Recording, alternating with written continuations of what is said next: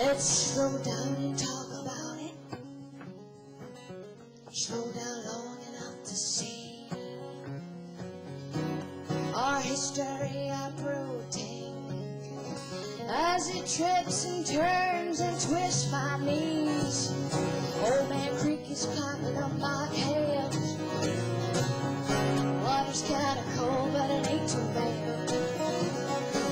As I turn a 10 to 38, this could be the best birthday I ever had.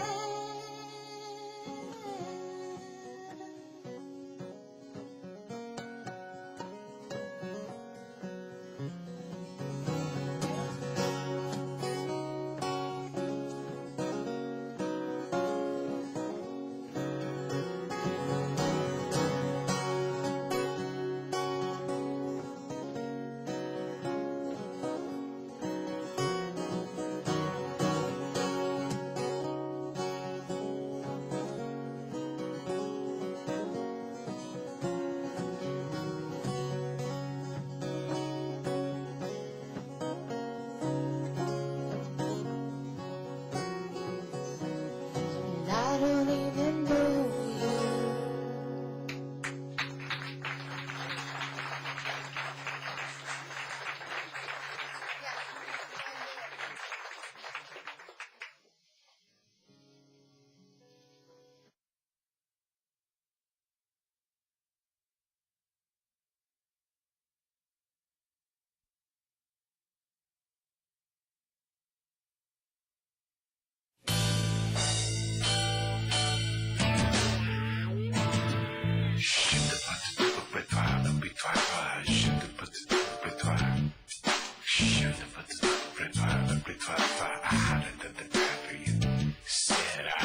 Another time to struggle with your heart, another time to say, 'cause yanking people's what you do, fool was what I be.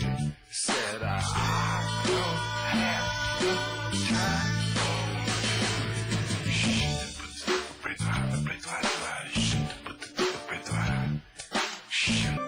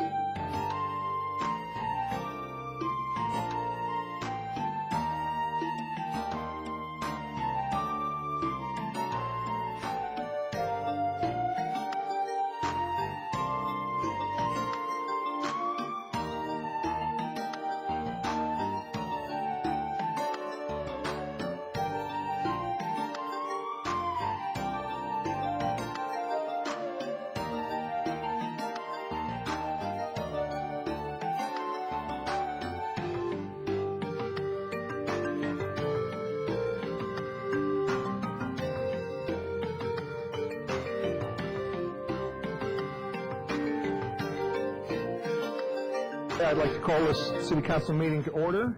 If people can take their seats, we'll get going. At this special early time, will the clerk please call the roll? Mayor Williams, I'm here. Councilmember Berry, Councilmember Clay, Councilmember Robinson, Yes, here. Councilmember Siemens, Present. Councilmember Snipper, Here. Councilmember Wright. Here. Okay, before we do the first agenda item, which is the public hearing, I would like to just take a moment and note that we have had to deal with a number of different deaths in the last week. I'm sure many of you saw in the news the terrible tragedy in Kirkwood, Missouri, and I wanted to acknowledge the loss that that community felt in losing 2 city council members, the public works director, and 2 police officers, and also their mayor was shot. And there's a particularly close relationship of that to us here in Tacoma Park, since our city manager worked in Kirkwood for 10 years and was the assistant city manager there. And I'd also like to note the death of the husband of our city clerk.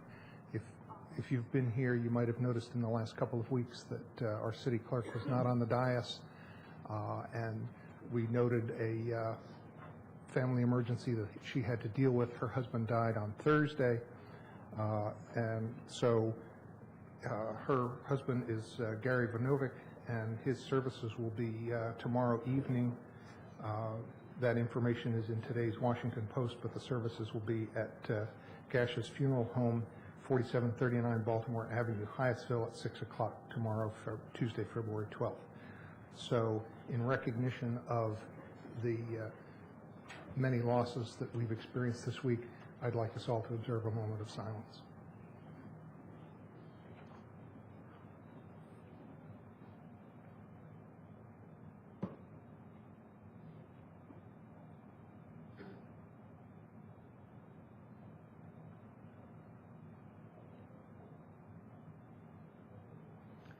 Thank you. So now if we can proceed to the public hearing, and I believe there was a sign-up sheet.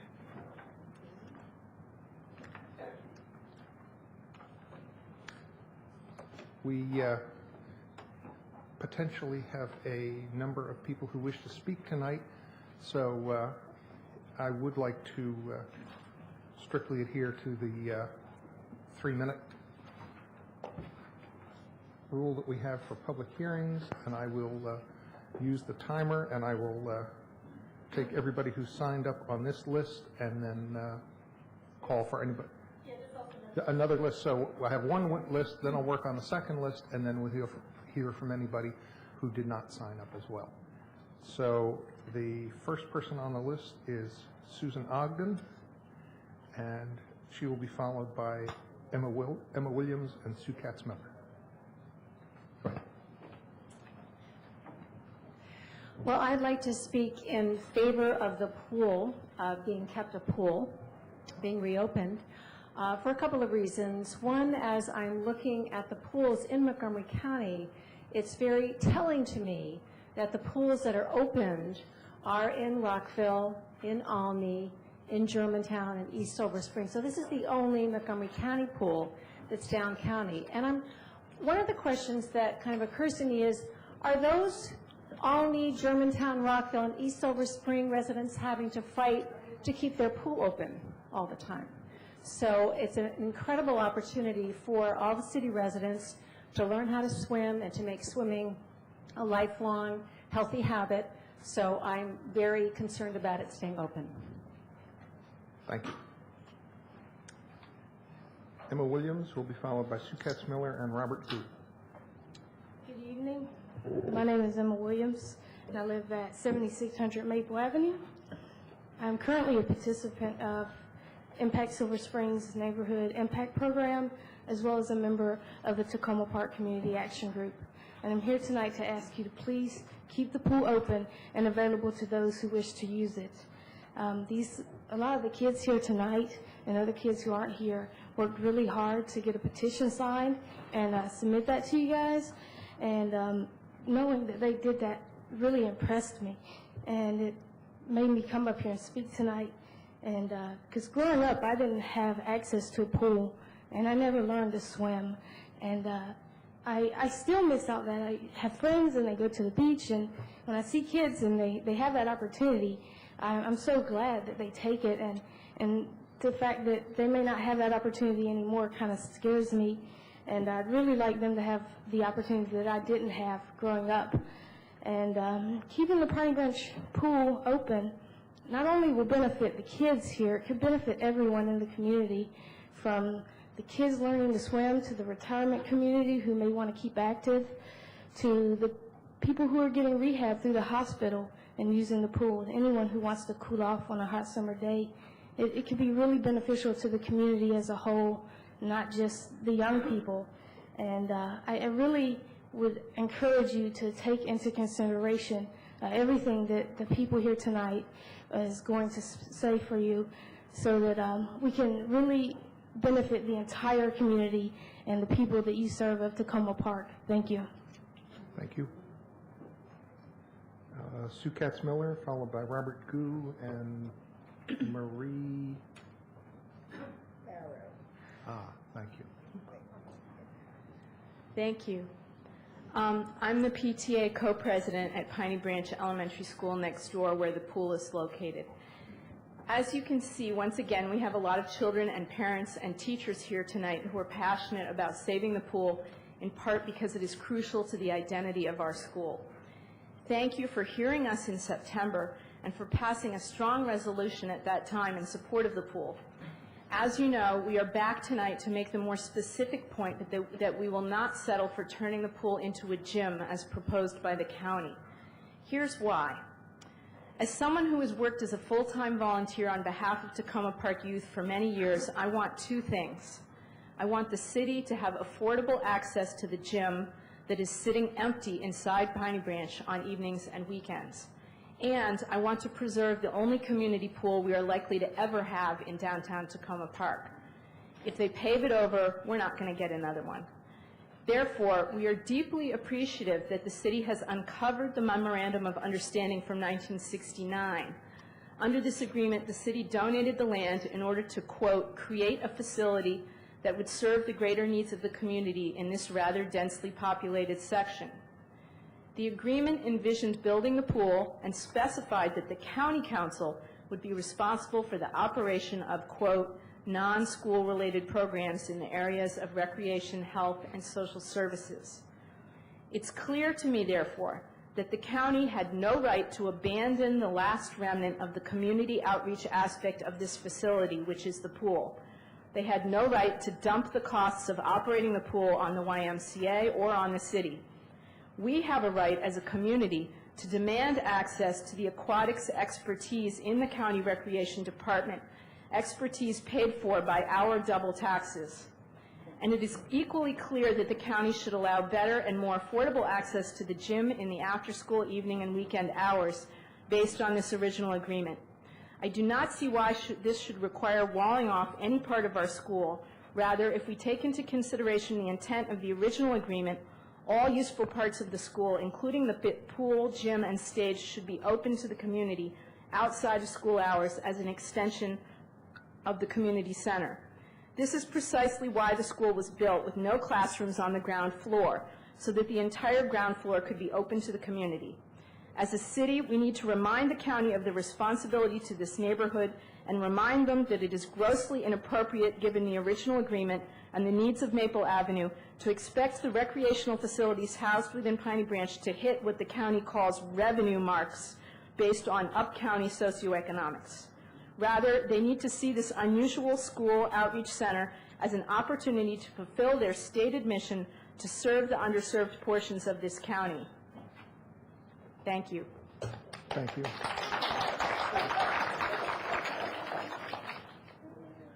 Robert Gu, followed by Marie Farrow, followed by Karen Lang and Jeremy Gaynor.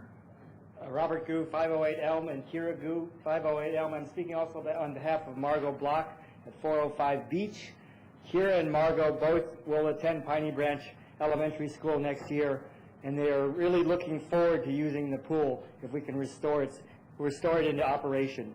And they both feel it's very important to have that resource as a learning experience and also as an amenity for the entire community. I grew up in a public school system, and I had a pool as part of my elementary, middle school, and high school, and we all used it quite a bit, and I think it was very useful to us to learn how to swim, how to play water polo. We learned how to scuba dive. There are all kinds of ways you can use the pool for kayaking instruction. I've had a number of injuries, and I've used pools for rehabilitation. As we age as a community, I think there'll be more and more potential use for the pool as a health benefit for the community. And I encourage the council to continue to advocate for the retention and restoration of the pool as an operating pool. Thank you. Marie Farrow, followed by Karen Lang and Jeremy Gaynor, and then Kay Daniels Cohen. Good evening. I'm Marie Farrow, and I'm a deep water aerobics instructor, and I taught at the Piney Branch Pool for about over 4 years, and my class went from Monday and Wednesdays from 6:30 to 7:30. And I was there at the pool for quite a while, and initially when I started teaching at the pool, there were swim classes for the children, and the Boy Scouts had something, and then there was a class for advanced swimmers. And I saw over the period of time the attendance at the pool dropped, and that had a lot to do with the Y. The YMCA was a terrible manager of the pool.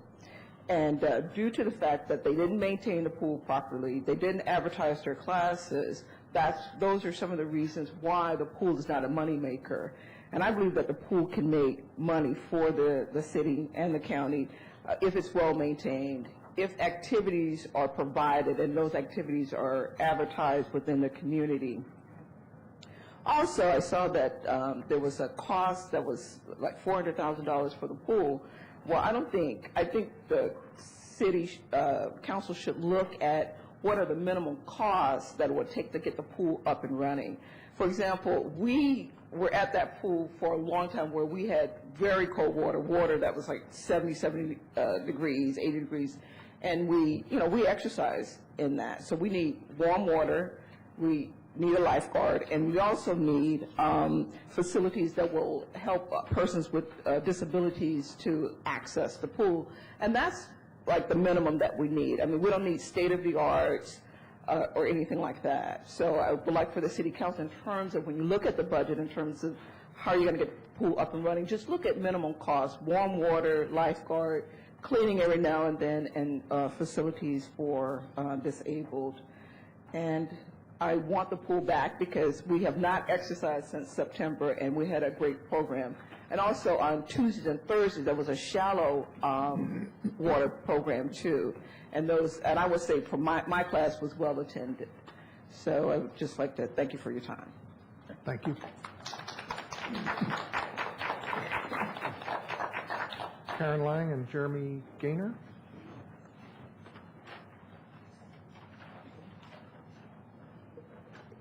Hi, I'm Karen Lang, and I live at 41 Philadelphia Avenue.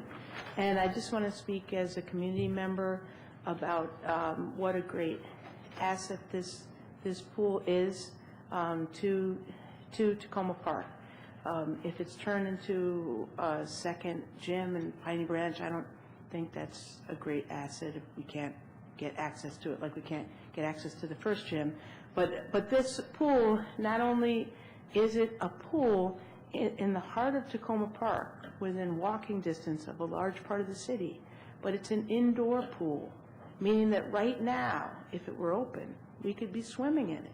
That's an amazing thing. My family used the pool before it was closed. Jeremy had his 4th birthday party, I believe, when the Y pool, when the filter broke. and the scheduled party couldn't be held at the Y. It was held at the Piney Branch Pool. And so I really hope that the City Council will take a united stand to ask the county to reopen this pool. And Jeremy Gagnon, who's my son, is going to talk from the perspective of a Piney Branch student. Hi, I'm Jeremy. I'm a third grader at Piney Branch, and I just think that we should save the pool because, like, all the third graders, they were just getting so excited about being able to have a pool at their school when they came from Tacoma Park or or the other school, and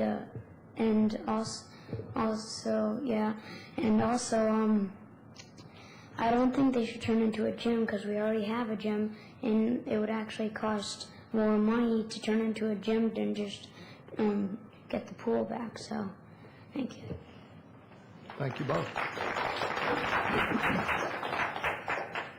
Kay Daniels Cohen, followed by Buddy Daniels. Or, looks like reverse of that. Buddy Daniels, 19 Sherman Avenue. I've been associated with Piney Branch Pool since 1973 in one way or another. I worked for Montgomery County Aquatics from 1973 to 1993 as a volunteer, part-time or full-time as a lifeguard, pool manager, swimming instructor, swim lesson coordinator, and swim team coach. At this time, I'm still employed in the aquatics field. So I know Piney Branch Pool very, very well. I know what it was, I know what it could be, and I know what it can be. My sister, Kay Daniels Cohen, will attempt to explain how the pool got into the shape it's in now. She'll be speaking in a few minutes. She was also an aquatics professional for many years. Frankly, she's one of the best aquatics programmers and swim team coaches I've ever met. And you have no idea how it hurts to say that, but the truth is the truth. She's one of the best there is. Piney Branch Pool in the 1970s and 1980s literally rocked and rolled. The pool was programmed from 6:30 a.m. to 10 p.m. Mondays through Fridays, and on weekends from 10 a.m. to about 8 p.m. In the early bird swim from 6:30 to 8 a.m., it was common to have 30 to 50 lap swimmers participating. The recreation swims were up to 30 lap swimmers per night, Monday through Friday. The swim lesson program was one of the best, from our Water Babies program to our beginners program for children, right into our adult lesson program. Our swim lessons were always full, even in the summer sessions, not to mention Operation Fourth Grade. In the 1980s, every fourth grader in Montgomery County participated in swim lessons at Piney Branch Pool, MLK, and Rockville Municipal. The swim team programs at Piney Branch, both the MCRD year-round and the high school programs, were second to none. The enthusiasm, the quality, and the participation of the swimmers and coaches. There is no question at one time Piney Branch Pool for a number of years was one of the best pools in the metropolitan area for aquatic programming. But now what do you do with a relatively small facilities by today's aquatic standards? Well, I have some programming suggestions for Piney Branch. There's not enough time to discuss them now at this point, but I'm more than willing to discuss these ideas with whomever, wherever, and whenever. My home phone number is 301-270-5789. And my email has become famous, not only throughout Tacoma Park, but Montgomery County for not working, but you can always get me through email through my sister. Thank you very much. Thank you. Wow. I didn't know I was that good. I know he did a lot. I'm Kay Daniels Cohen. I've come here as the acting president of SS Carroll Neighborhood Association. I'm going to read my memo to the City Council first. It's a letter, and then I'm going to talk a little bit about the memo from the county. And it reads, Saving Piney Branch Pool. As a former aquatic specialist and physical education administrator, I would like to formally offer my services to the mayor and city council and any other city or county committee to do whatever it takes to save the Piney Branch Pool. This is the only county-run indoor pool accessible to families inside the Beltway. They can put it in any memo they want to. Everything else is not within walking distance, nor public transportation. You got to drive a car. It would be criminal to allow it to continue to lie fallow or turn into a third gymnasium within 1 to 3 blocks of the other two. Indoor pools do not come along very often, and a third gym would not solve the access problem for Tacoma Park citizens to either of the existing gyms.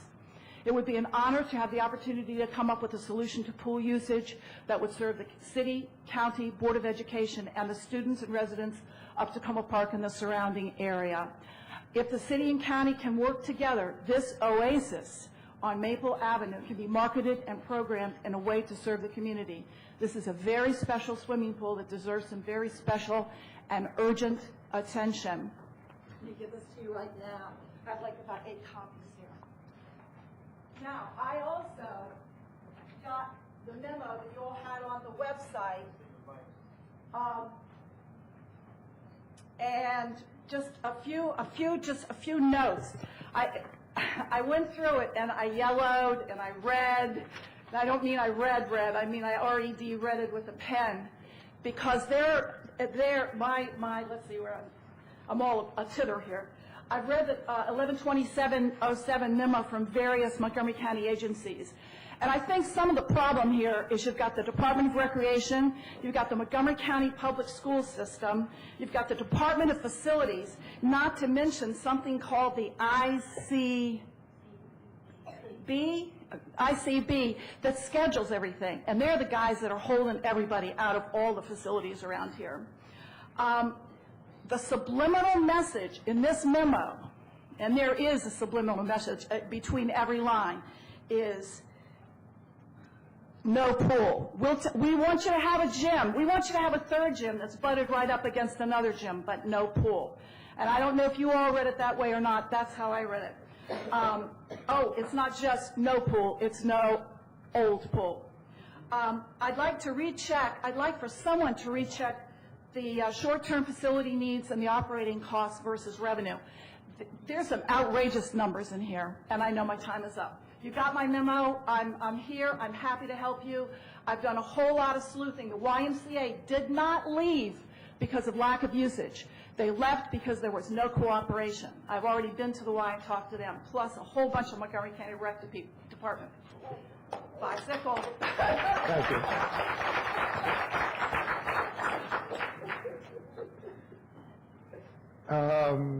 Terry Healy, followed by Joanna Hofschneider, followed by Maria Madera.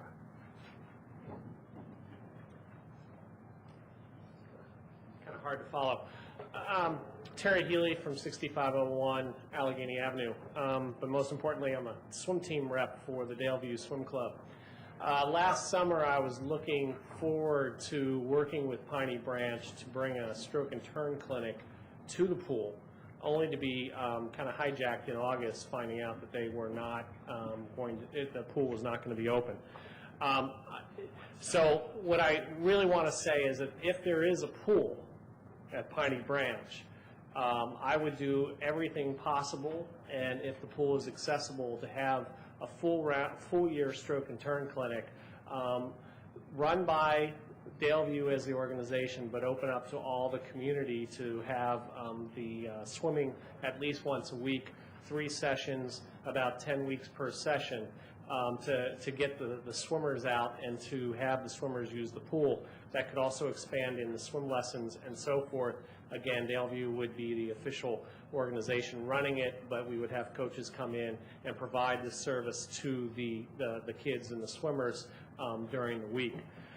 Secondly, I do want you to understand that since I did go through a year and a half of finding a pool, it's probably non-existent, and the pool needs to be accessible. I feel that the Y did a poor job with that accessibility. Understand that some of the reasoning is that their hands might have been tied because of that accessibility. But Montgomery College, it has access for the college students. They bring in some high school teams, but as far as community outreach and usage, it's very limited. Go over to DC Pools, very great pool. It's one of those big pools, but the scheduling for that is not accessible to any type of organization coming in, swim lessons, stroke and turn clinics, swim teams, and so forth, because of the way that they're set up. The Piney Branch Pool has had a tradition of having accessibility for those groups of swimmers coming in, so there can be either swim lessons or swim team type clinics, and it really does need to come back. The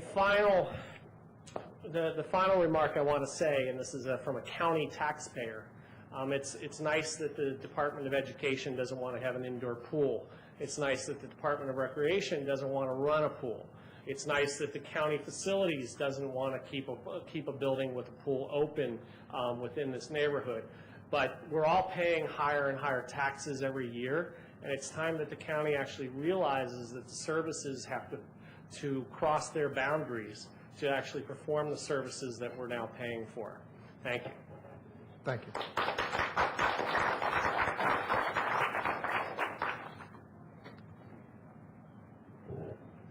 Good evening. Good evening. I'm Joanna Hofschneider from 812 Hayward Avenue. Thank you for hearing us all out on the pool matter this evening, and particularly for starting early so that so many of the children could be here for their civic engagement.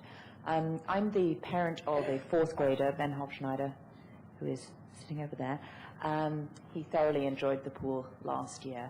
I'm also one of the co-vice presidents of the PTA this year. I'd like to make two sets of points. One is yes to the pool and the other is no to the gym. With regard to the school's use of the pool, we were talking in the car driving over, and the two children that I brought with me, Ben and Keegan Van Clay, were both saying, well, we get to practice for when we go swimming in the summer. And that's definitely one set of kids at the school, but there's a whole other set of kids at the school who don't get to go swimming without the school pool. It's a tremendous educational experience. It would be even better if there were more active programming of swimming lessons and so on. It's a safety factor as much as anything else. It's a tremendous incentive for the children.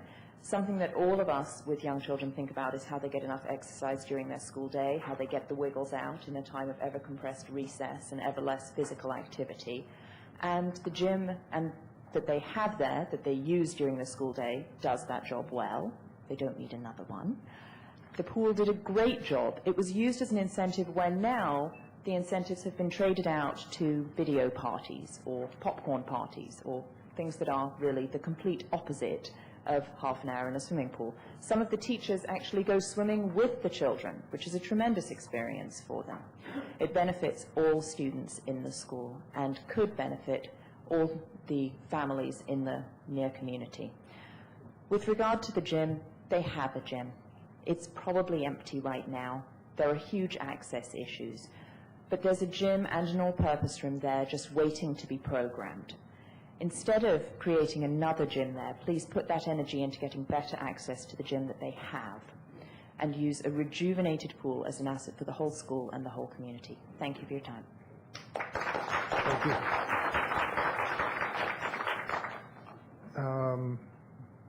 Maria Madera?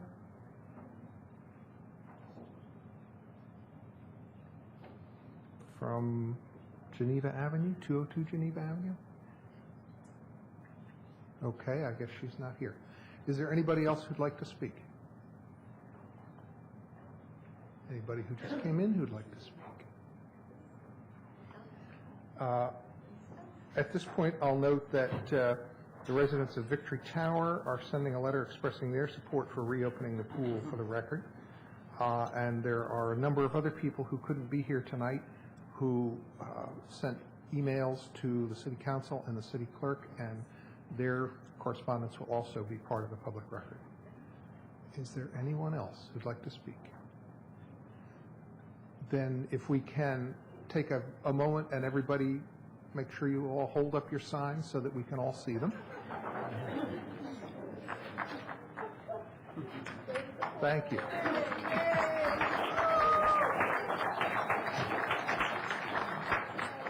Okay, thank you all for your testimony at the hearing, and I think it would now be appropriate for the City Council to discuss where we want to go from here. We told the County Council that we would let them know the results of this hearing, and I'd like to hear from my colleagues where you'd like to go from here. Colleen. I'm looking for the draft ordinance. Love the draft ordinance, but I think that we should add something to it about the MOU. And I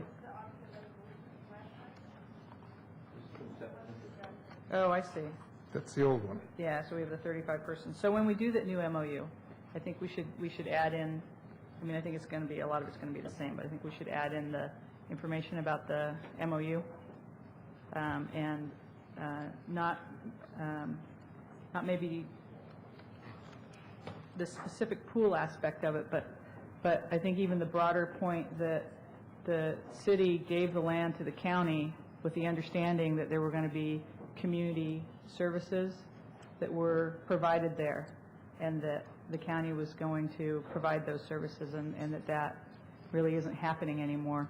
And I think the other point that I would really like to hit on is the aspect of providing some kind of equity in the programming, both in the terms of this being the last down county pool, and the experience that I hear from my own child and from other kids that participate in the school, that the kids who know how to swim and get the other experiences during the summer, they get to play on the slide and they get to go into the deep end, and the kids who don't have access to some of the other pool programs that are around here. We joined the Daleview pool for the first time this last summer. Great experience, but those kids whose families don't pay $500 to participate in the summer program, they're standing in the shallow end.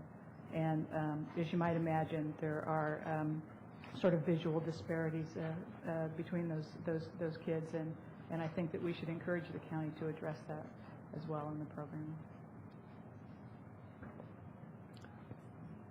Let me just say that up until a week ago, I had never seen the Piney Branch pool. I had never been in there. I had an impression of what it was from what I had heard people say. It sounded like it was kind of dark and dingy and small and yucky. And when I went over there and actually saw the pool, I thought, what a wonderful facility. Why would anybody ever want to put concrete in this and fill this up?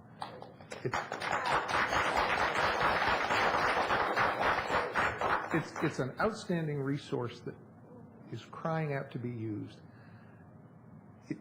Of course, there needs to be publicity to make sure that people know about it. A lot of people didn't know about it.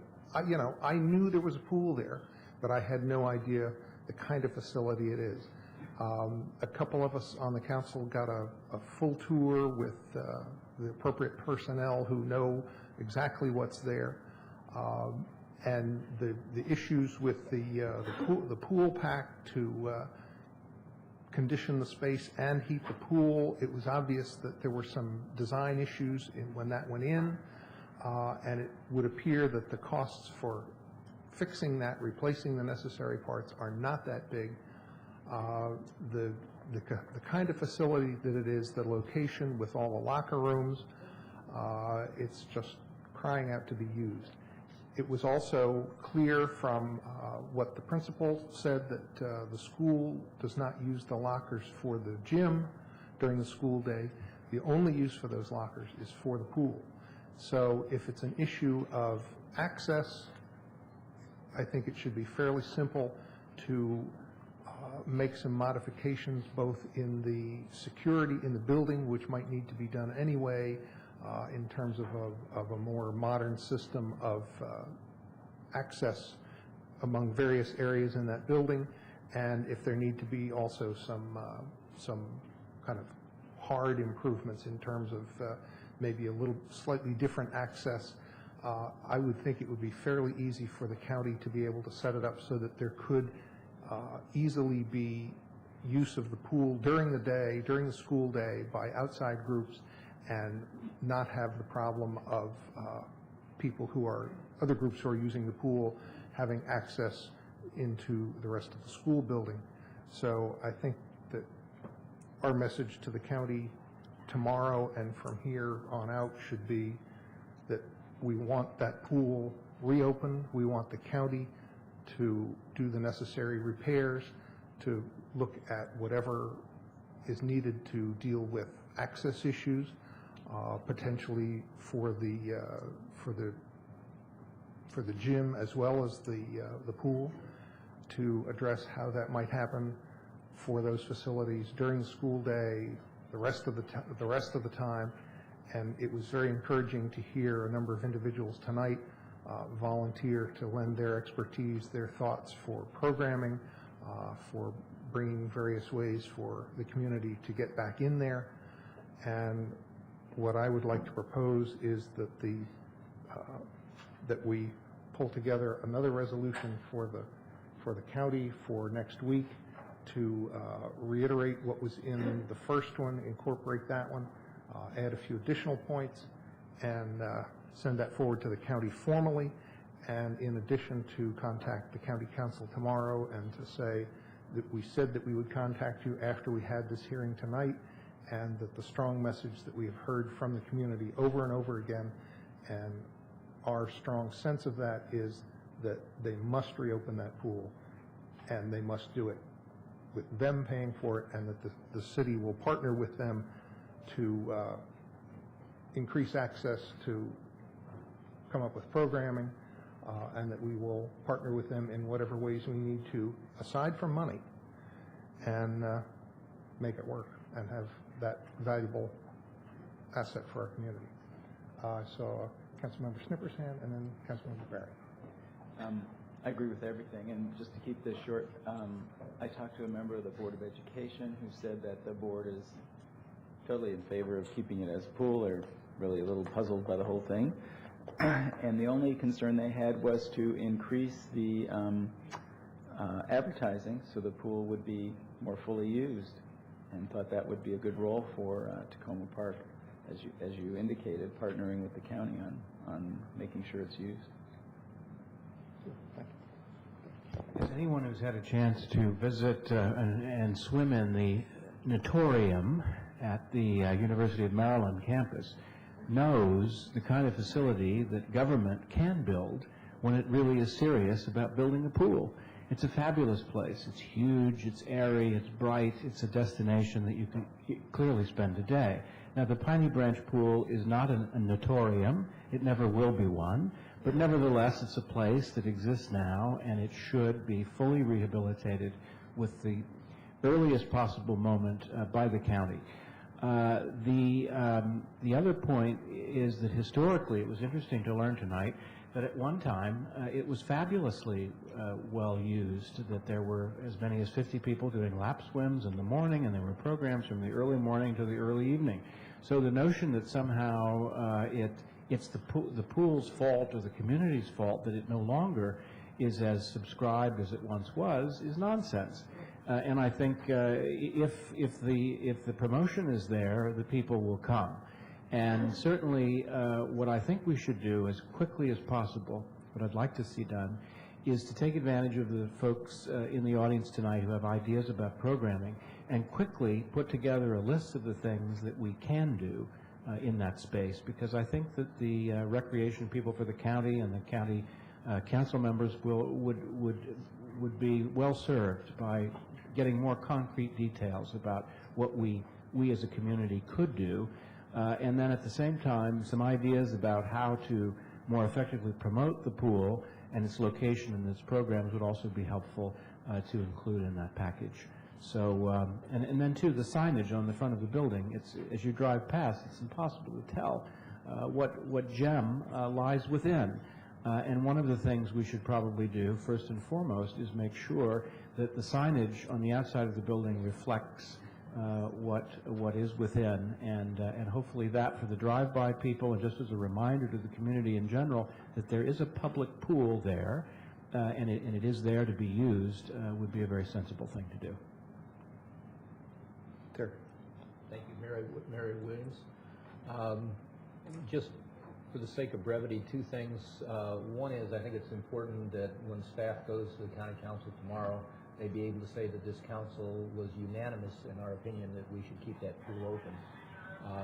And so maybe a straw vote would be helpful on that if everyone doesn't take the opportunity to talk tonight. And the other point I wanted to make is that I think outside of the resolution that we're going to pass next week or when it comes back before this council, I think that we should also direct staff to bring up in the negotiations with the county the points that you made about isolating the pool and possibly the gymnasium. Thank you. I also had the pleasure of going on that tour with Councilmember Siemens and Mayor Williams, and I was blown away. I thought, I'm going to walk into this dingy, rundown pool I could step across. Basically, I had a long legs, so there was really going to be small. And when we walked in there, I thought, sure, there's a little paint needed.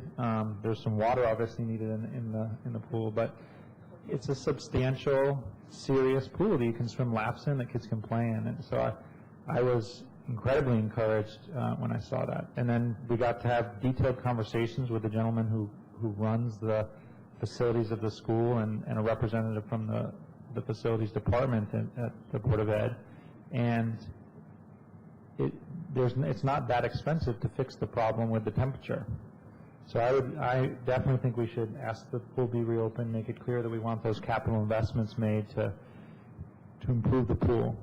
And I would just share a little personal anecdote. I think back when I was a kid, I grew up in the city of Boston, and we were dying to find pools to get into. We used to sneak into this pool called the Boston City Hospital pool, which was very hard to get into, but instead we would play in the fire hydrant sprinkler system that someone set up. And to have a pool right here, which people can walk to, environmentally sound, the county's been talking a lot about in the environment these days, environmentally sound for people to be able to walk to, and for kids to be able to swim in, just seems crazy to me to close it. The last thing I'll touch on is that one of my constituents raised this very interesting issue to me. Apparently, the Board of Ed has $9.3 million in excess capital improvement funds. And I know that Valerie Irvin intends to ask about this at the CPI hearings coming up shortly. And they're spending some of that, close to $1 million, to renovate a field in Rockville. And I'm all in favor, actually, of renovating the field and putting in artificial turf. I think that's a great idea. That still leaves $8 million. And I think, the numbers in terms of what we need are under $500,000 to renovate and improve the pool. So I would really question sort of what projects are more deserving of $500,000 out there in the county than this pool, down county, the only accessible down county indoor pool inside the Beltway. Just seems crazy to me to do otherwise. I'm a long time Piney Branch pool swimmer, and some know that I'm a long time water enthusiast in general. I'm also a volunteer teacher at Piney Branch School in the mornings. And I'm also a student of government organizations. Some would say that means nerd, and it has to do with bureaucracies, but I'll say student of government organizations. And we're facing times of tough budgets, I think, in the county and probably in the city too.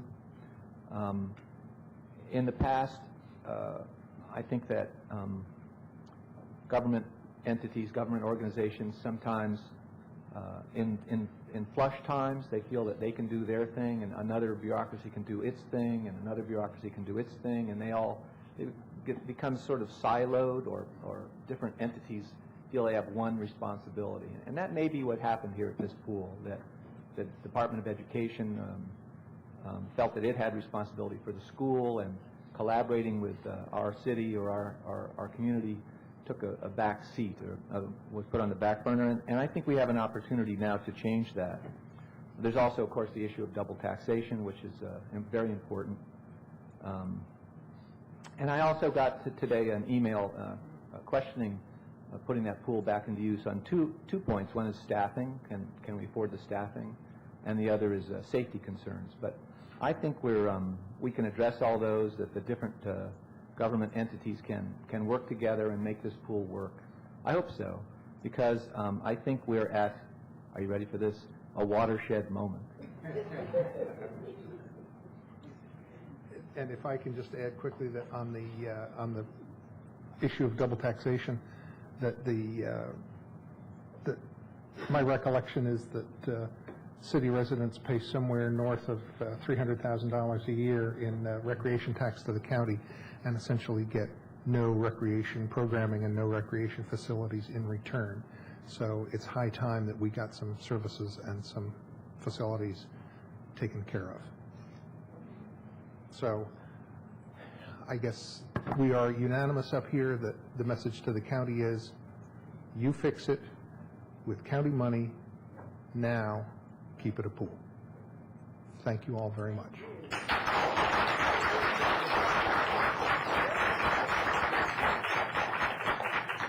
And we will have another resolution and go from there.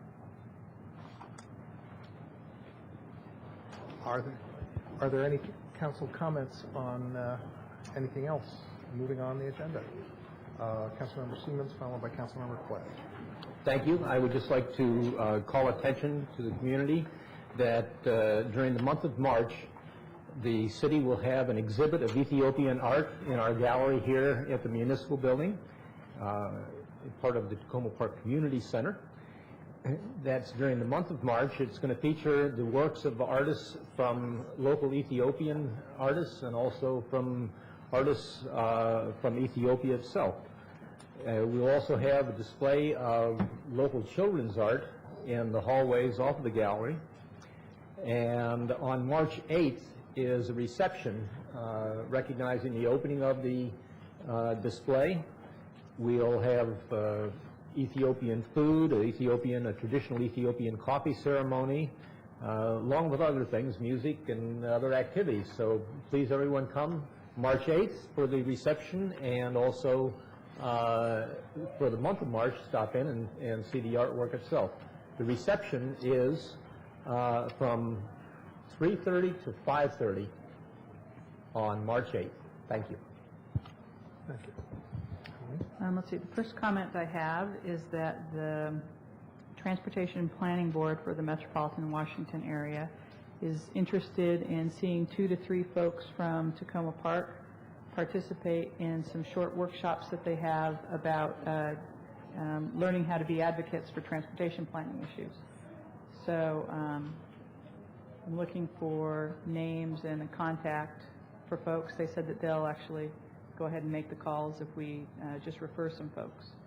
So they're looking for a diverse group of people, different interests, different age groups, different socioeconomic groups. And I think that they want them yesterday, essentially. Every call I've gotten today is people want something yesterday. So if in the next couple days y'all could forward just a name and a contact of people you might recommend for the transportation planning staff to call.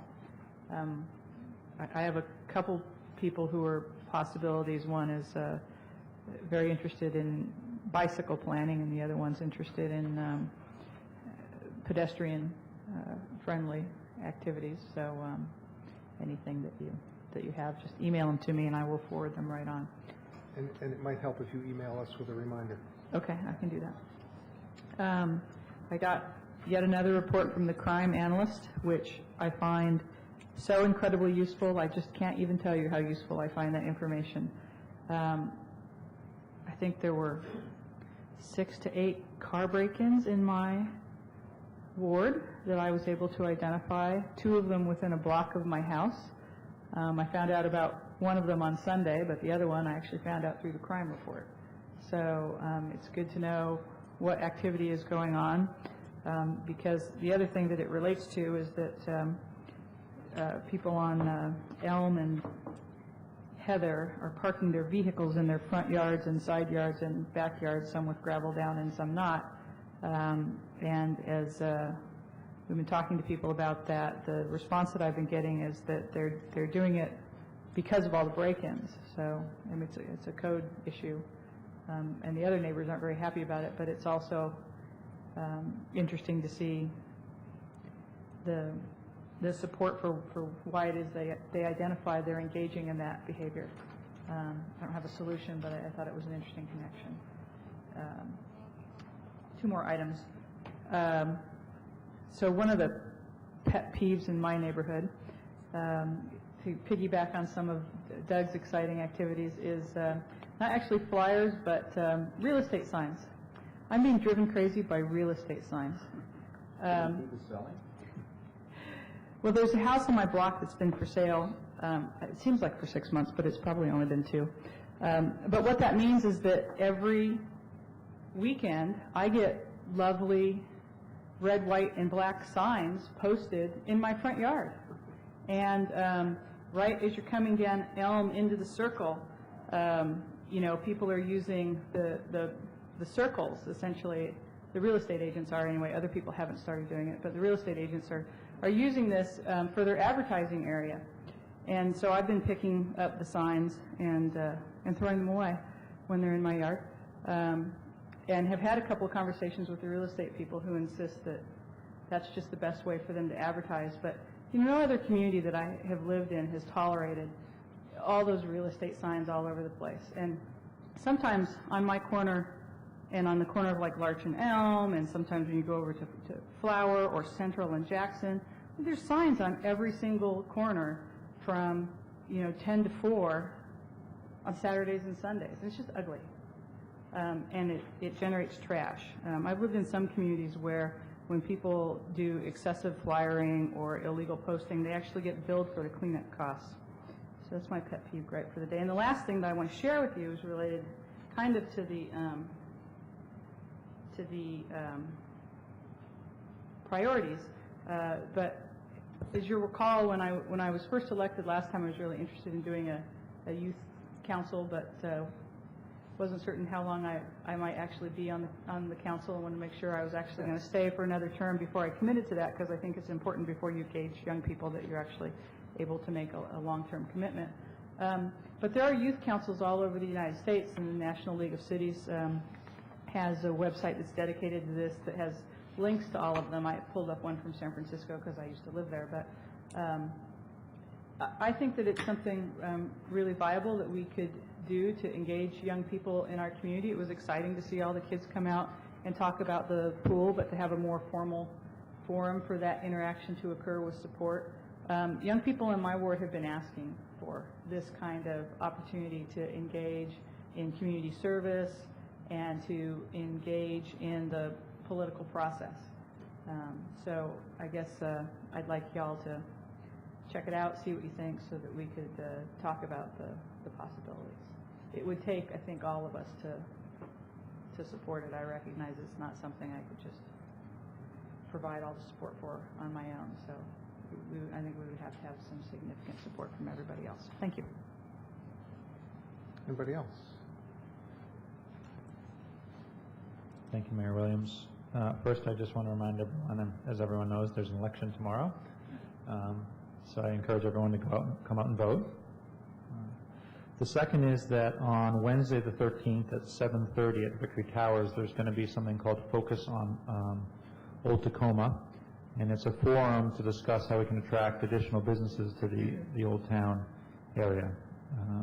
Sponsored by WACO and the Old Tacoma Residents Association. So I very encourage people who are interested in that issue to come out and discuss and see how we can collectively work together to attract some additional businesses. The third is partially a question to the city manager about whether we can get some information, but I was reading today in the National League of Cities newsletter, and I noticed one interesting fact related to foreclosures. the Center for Responsible Lending reports that a city can lose nearly $20,000 per year per residence that goes through the foreclosure process or abandonment by foreclosure, and that's through property taxes and some other costs. So I thought it might be good if we could try and gather some information about what specifically is happening related to foreclosures in Tacoma Park. I think one of my constituents told me about something called Realty Track, which might be able to help us with that. Also, when I was at the last COG Planning Board meeting, there was a very interesting presentation given by the George Mason University Center on Regional Analysis. They gave a long presentation, very interesting, all about housing trends in the area, and I'm sure that they probably have broken down by zip code. They had general statistics around foreclosures for the region and for Montgomery County. I'm sure they have it by zip code for Tacoma Park, and just be able to have us look at the trend and maybe how we're comparing to the communities around us and see if there's a trend we should start to think about addressing. And I think there's some low-cost and no-cost options that we could do around just identifying the people who are going through foreclosure and giving them some education and resources about ways they can, things they can access, organizations they can talk to about what their options are. I think would be smart, because I think every foreclosure, some of them are inevitable, but every one we can avoid would be helpful to the city. So I'd appreciate if we could look into getting some of that. Thanks. Next is, I just want to thank the city manager for the memo related to the young men's support group, discussion group called Holla At Me. I found it very informative, and I think probably any council member here would be willing to be a guest speaker if it was appropriate, if there was a topic that was appropriate there. So I'm very encouraged by that. I think it's this type of program we need, we really need out there to engage the youth. Next is, I know coming up in the agenda in the next couple weeks, potentially next week, I think there's still some discussion about this, but that we're going to talk about Safe Tacoma, and I look forward to that discussion. I hope we can, I know that Safe Tacoma has been doing some thinking about how they're going to move forward, and they're going to present the council with something. I really hope that we can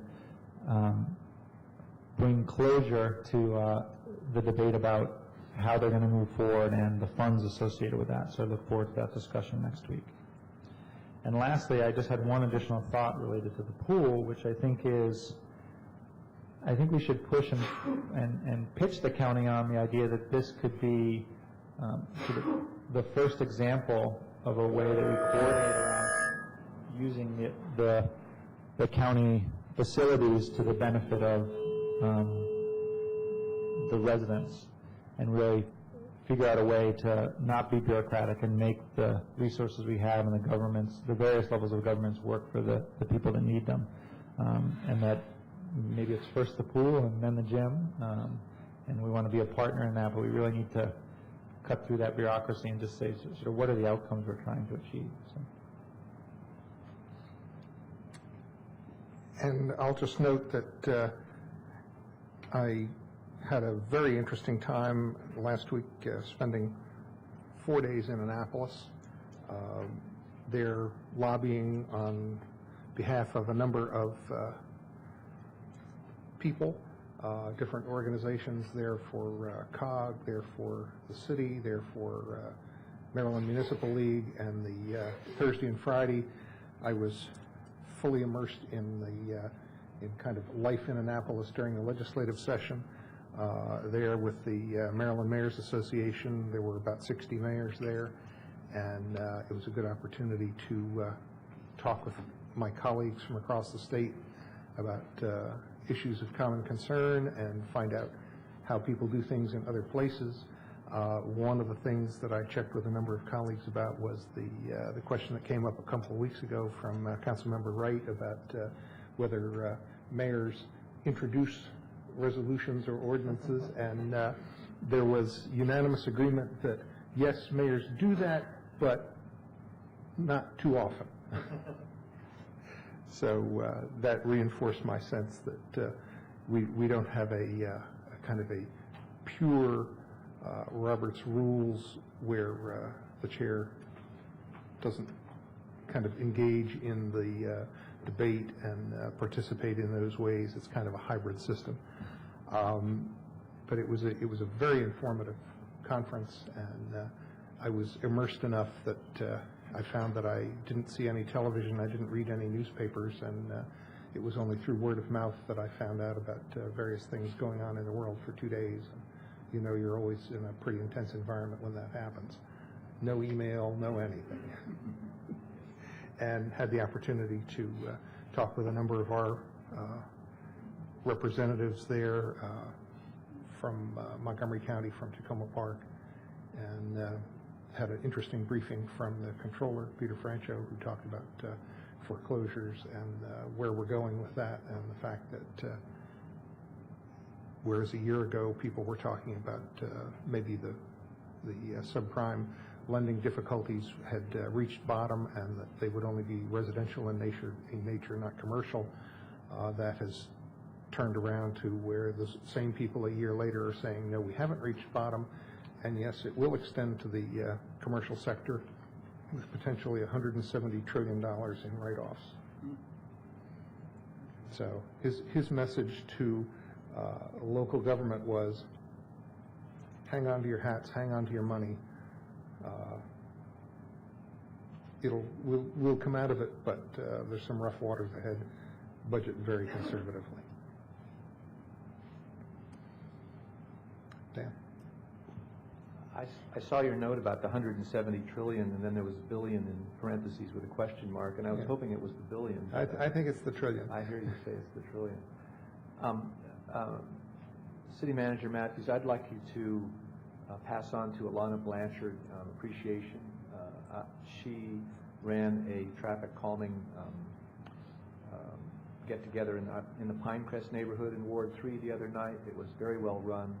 It was very effective, and she said, and I'm very proud that this is the case, that she said that the Pinecrest community was a neighborhood association really was together, and there was a sense of accomplishment and unanimity and at that meeting. So I just wanted to note that and thank Alana for conducting that meeting.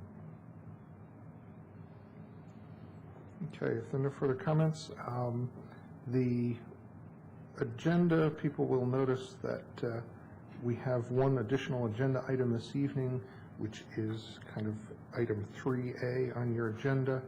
I ask that a resolution offering condolences and support for the city of Kirkwood be added to the agenda. And then I'll note for the record that I issued a proclamation recognizing National Engineers Week. And the next item on the agenda is adoption of minutes. We have the minutes for December 3rd. Would anybody like to move those? Move. Second. All those in favor of adopting those minutes, please say aye. Aye. Okay.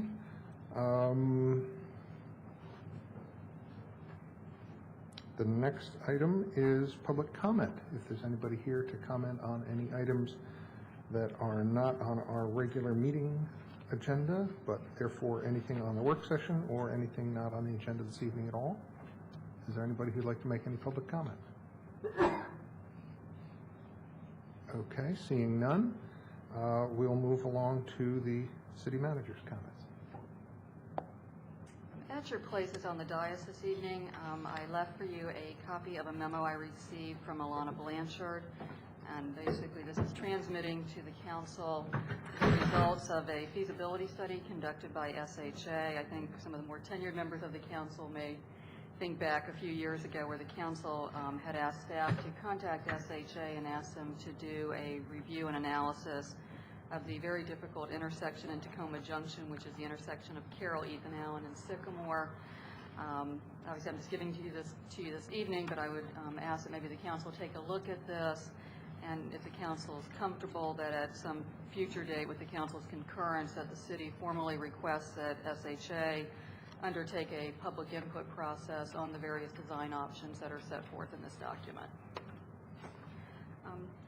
The other item I had is I just want to take this opportunity to thank Mayor Williams for adding the resolution of condolence for the city of Kirkwood As he indicated, I did serve as Kirkwood's Assistant Chief Administrative Officer for 10 years and also lived in the community for all that time and came back a few years later to actually get married in Kirkwood. So I have very strong ties to the community. Obviously, in the days that have transpired since the tragic event of Thursday evening, had the opportunity to talk to lots of friends and former colleagues in the city. Mainly those discussions have obviously focused on those who lost their lives and those who are still continuing to struggle to recover either physically or emotionally from the events of last Thursday. But also I think part of the discussions with some of my city management colleagues has also turned to the whole issue of security in public buildings, and I think that's just sort of a natural result, I think, of what happened. I've given that issue a lot of thought myself, and I think where I have come down is really my position is not any different than I think what it was before last Thursday, even knowing many of the victims. I think there's a inherent conflict, I think, with what we all do for a living, and I think public security, and I guess as a city manager, I think it would be very difficult for us to accomplish our mission if you're locked down like a fortress. I think the other conclusion, certainly being familiar with the security in Kirkwood and some of what they had in place, is that no amount of security, unfortunately, is going to stop someone who is that consumed by hate. And I think that was clearly what happened from my perspective Thursday evening in the city of Kirkwood.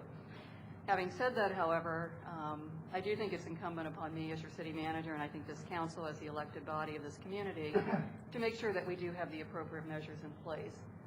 I actually started this discussion with Chief Ricucci last spring in the wake of the tragic events at Virginia Tech, and we had discussed, I think, both between Chief Ricucci and myself, as well as some other staff members, about some things that we could do. Certainly, I think those discussions probably became reinvigorated and took on a new urgency for me last week, and Chief Ricucci and I had another conversation about that beginning early Friday morning. And I would like to take this opportunity to publicly thank Chief Ricucci and his staff, particularly Captain Ed Corsi, who really jumped on this issue on Friday and actually had a report in my hand by the close of business that I could take home and look at over the weekend. Wanted to share with the council that those discussions will be continuing internally. I have a management team meeting later this week that's always scheduled, and part of what I intend to discuss with the management staff is forming kind of an internal security review team to see what we can do to certainly keep our buildings as open and accessible as possible, but also make sure that we're providing the appropriate level of security for both the public, this council, and certainly the city staff. As we move forward in that process, I would ask for the council's, I guess, support and encouragement. I do think back several years ago when we were actually having a rather healthy debate among the then council about even installing security cameras. I would like to think back, over my 20-some years in this business and think that some of those measures are not necessary. But I think not only the events of last week in Missouri, but certainly many other events, unfortunately, that I can recall during my career in public service, I think have led me to the conclusion that we are living in a different world and time than I think we'd like to imagine. And I do think things such as cameras, panic buttons, things of that nature, in an appropriate sense, can be very helpful in making sure that we're doing what we should be doing as an organization. So certainly as that process moves forward, I'll share that with the council. I think most of it may just be, in fact, not even physical improvements to a building, but maybe just a different way of how we as a staff go about doing our business and being more alert. So I did just want to share with the council, those are some discussions that I have had with both Deputy City Manager Suzanne Ludlow and Chief Ricucci in the last few days. Thank you.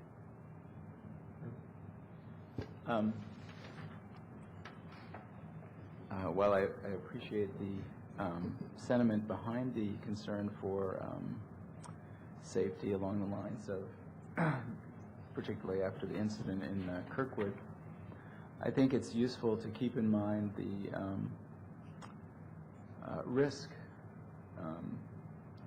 involved here. I actually looked this up. About 32,000 people die of the flu every year. That could be, of course, cured by a shot. If everybody got a flu shot, that number would be reduced to a few thousand who probably, for whatever reason, didn't get the shot. I think it's a terrible tragedy that 5 people plus the shooter died in Kirkwood, but incidents like that, which occur quite infrequently, I think there are other, my point is I think there are other things that we as a society and we as a city should do with our time and energy that are, frankly, of higher probability and easier to deal with than issues like worrying about security cameras in the building or excessive security. So I urge you to weigh the risk with the real risk with these other things that we need to work on.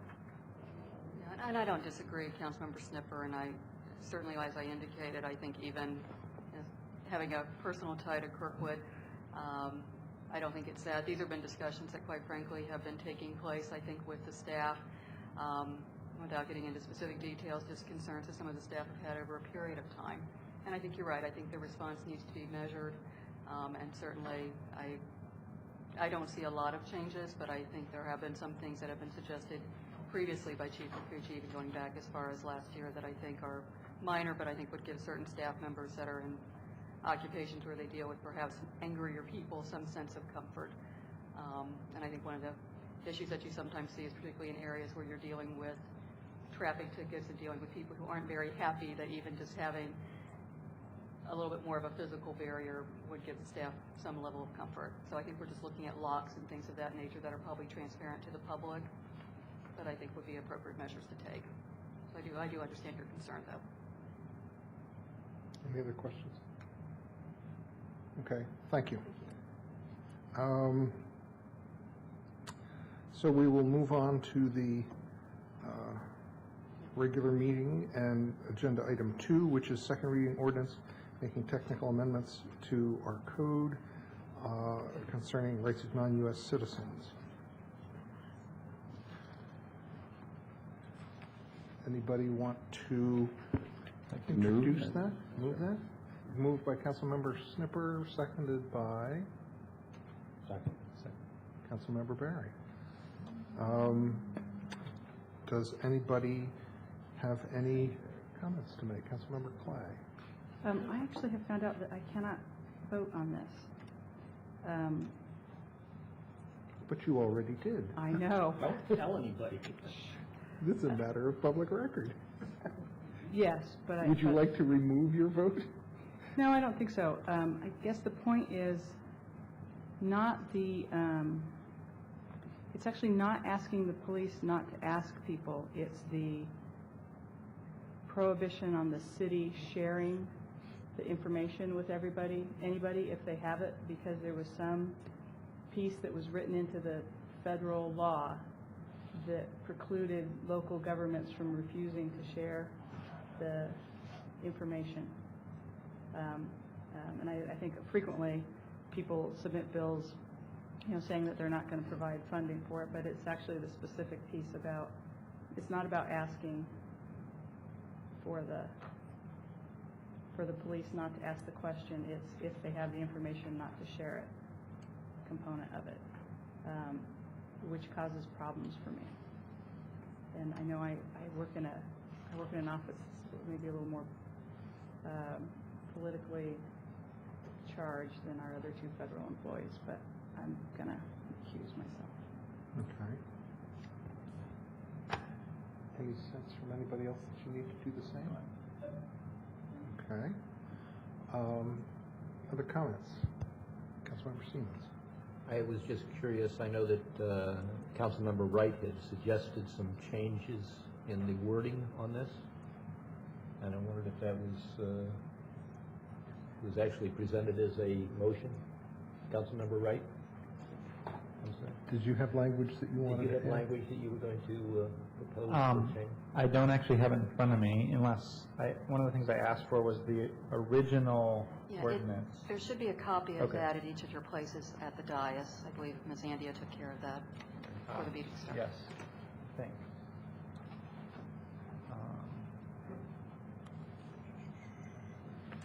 Yeah, so I guess I don't care that much about the exact specific language, but I thought in rereading the original ordinance, which I wasn't here on the council when it was passed, that there was sort of 2 components to what the whereases were saying. One was about civil liberties and treating everybody equal, and the second was something I think is very important when the debate was happening back and forth, was that this is as much about public safety, and that the passing of this ordinance was important so that people would feel comfortable continuing to cooperate with the police, and that would make us safer as a community as a whole. So I would suggest that we take one of the whereases from that original ordinance, perhaps the whereas that says, whereas a matter of public safety, the protection of an individual's citizenship and immigration status will engender trust and cooperation between law enforcement officials and immigrant communities to aid in crime prevention and solving, and will discourage the threat of immigrant and racial profiling and harassment. So that would be one example, but I'm open to which clause we choose or the exact wording of the clause, but I do think it's important to keep that that piece of the puzzle there about public safety. So would you like to add that whereas clause as a friendly amendment? And that's fine with the mover and the seconder? So we'll incorporate that one in, and I believe the clerk has the original and therefore has the language. Okay, is there anything else? I'll just note that that Mount Rainier is considering very similar legislation tomorrow night. They have a public hearing tomorrow night and are going to be voting on it next Tuesday. That has gotten some publicity. It was on the news tonight. And there was a bill introduced in Annapolis a couple of weeks ago, 2 weeks ago maybe, that was brought up at the Maryland Municipal League Legislative Committee last week, and the committee took a position in opposition to the bill. The bill was to prevent any jurisdiction within the state of Maryland from having any sanctuary law in the immigration area. So I moved that we oppose, and the committee took a position to oppose, so MML will be testifying against that bill. Councilmember Wright.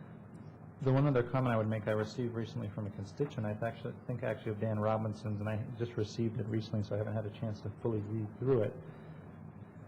This person's a lawyer who deals with immigration rights issues, in particular immigrants who are victims of violent crime. And I think there's actually a federal law, this is what it suggests, I think Berkeley passed an ordinance related to this, that there's this particular type of visa you can apply for if you are helping a police department in a criminal investigation. And so I'm going to research this further, but I will bring it to the council's attention. I think it would be very interesting because it basically the ordinance that was passed in Berkeley is sort of makes the city supportive of helping people who are in that situation apply for the visas. Because I think the city actually has to do something sponsoring or providing certain documents. So I think that again in the public safety vein is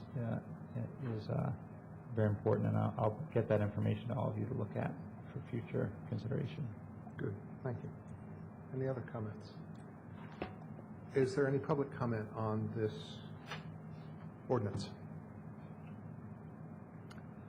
Seeing none, this is second reading, so will the clerk please call the roll? Mayor Williams? Aye. Councilmember Barry? Aye. Councilmember Clay? Abstain. Councilmember Robinson? Aye. Councilmember Stevens? Aye. Councilmember Sniffer?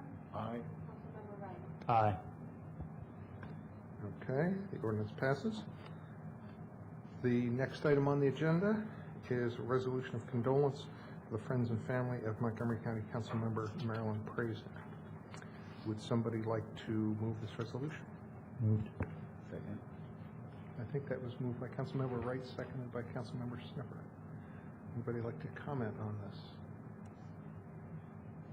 I will just add that we have made a number of comments last week about Mrs. Praisner, and I think it's important to formally convey our condolences to the family and friends of Marilyn Praisner.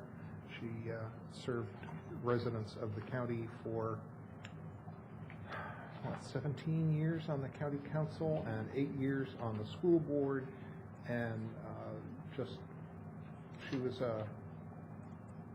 a tough negotiator and a real stickler for detail, but you always knew that she was there for you, and she was fair, and she was a great friend of the city's, particularly on telecommunications and cable issues.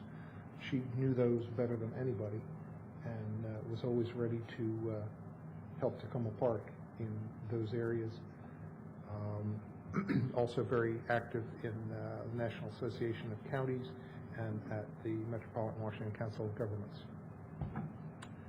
So, is there any public comment on this resolution? Seeing none, all those in favor, please say aye. Aye.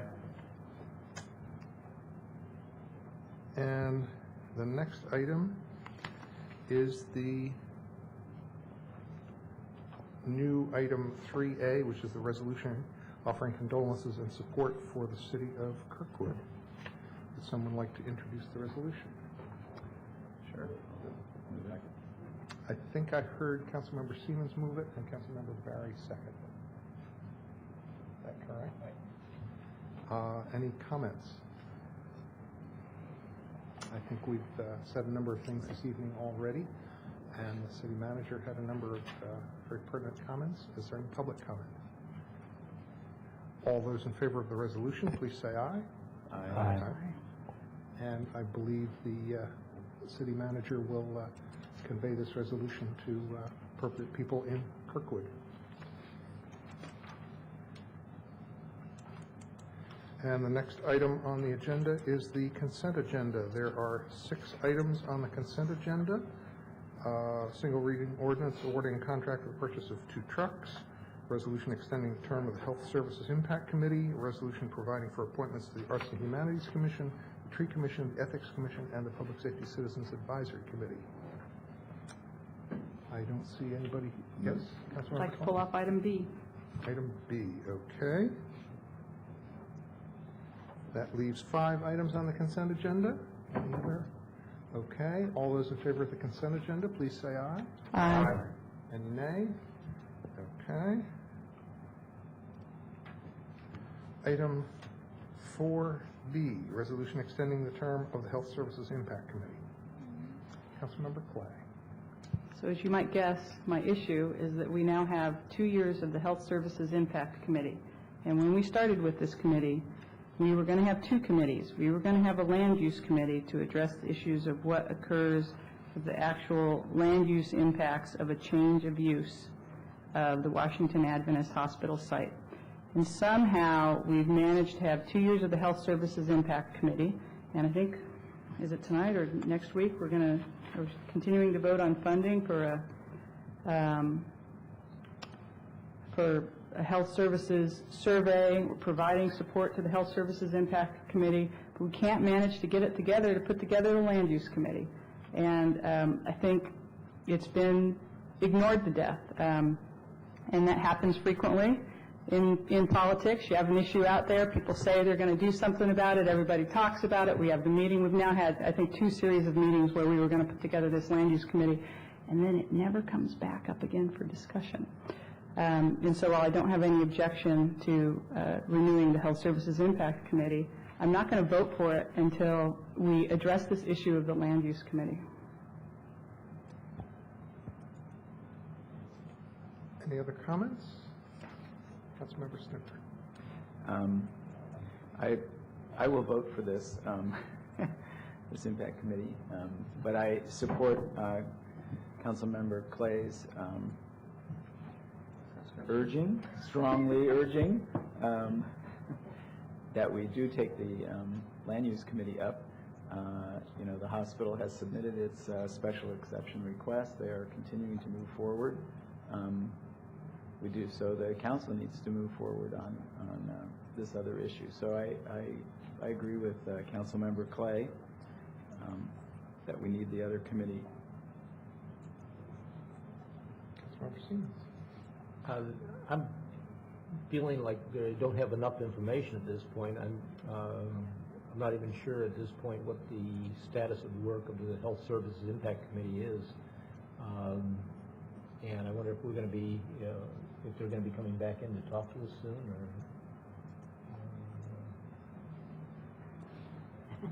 that's up to the council, but there are, I believe, the two co-chairs are in the audience. If the council wants to take a few minutes, I'm sure they'd be happy to update you on what their activities are, or we could schedule an update at a future meeting. I guess if the two co-chairs want to take 3 minutes and give us a quick update so that people have a sense of comfort about where the committee is, given that you're here, no point in sending you away without a quick little discussion.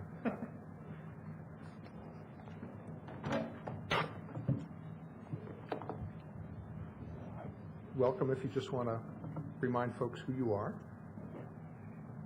My name is Drew Summers. I'm one of the co-chairs. And I'm Fred Hofflanger. I'm the other co-chair. Little sense of where the committee is at this point? Well, we have sent out RFPs, requests for proposals, and we've received questions from vendors. We, to my knowledge, have not received any proposals as of yet, but the due date hasn't, we haven't reached the due date.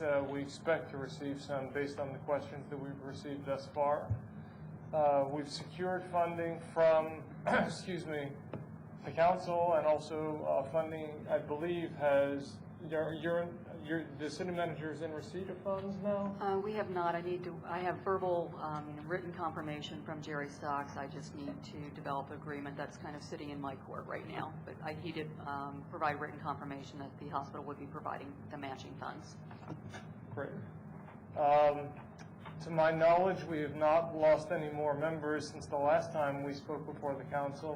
That was a big problem for us 6 or 8 months ago, but as far as I know, that right now we have a full complement on our committee.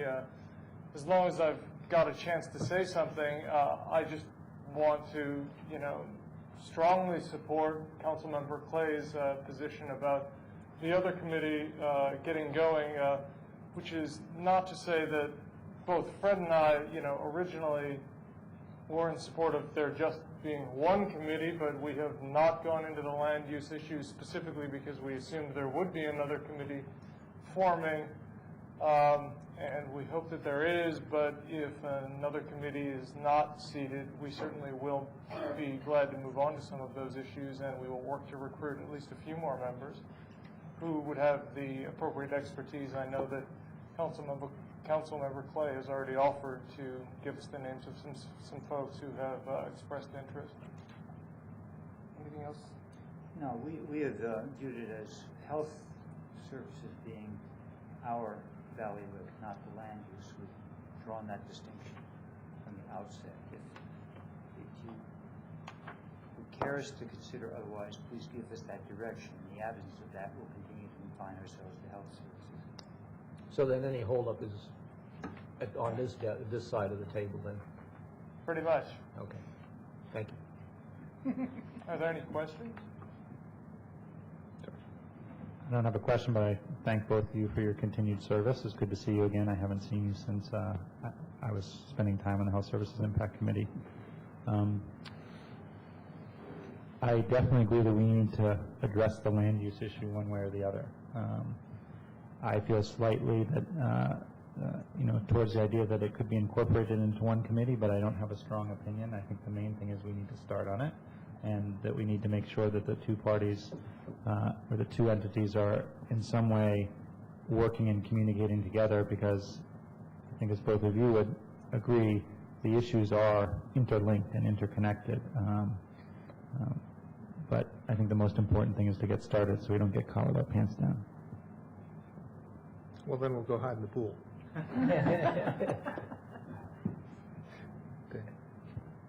I'm a new council person, so I'm not up to speed on the land use committee, but I'm curious about what it would address. Maybe Councilmember Clay, can you speak to that? Sure.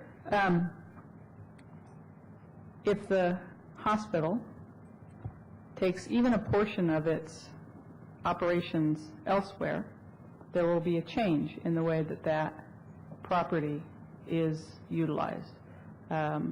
It seems conceivable that some portion of it, small or large, will continue to be used for the provision of health services, but there are a number of other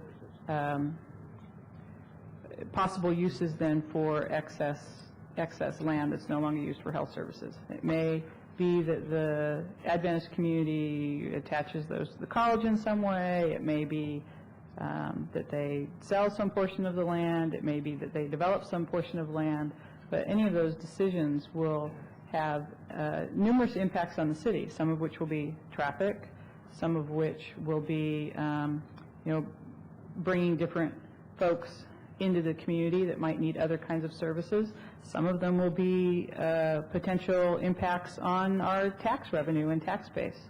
Some of them will be impacts on the level of services that the city itself might have to provide for those uses. And I think it's important for us to have input into that process. And I think we're already behind in that, because the fact is that the hospital has engaged, what the heck is the name of that place? Omni something or other.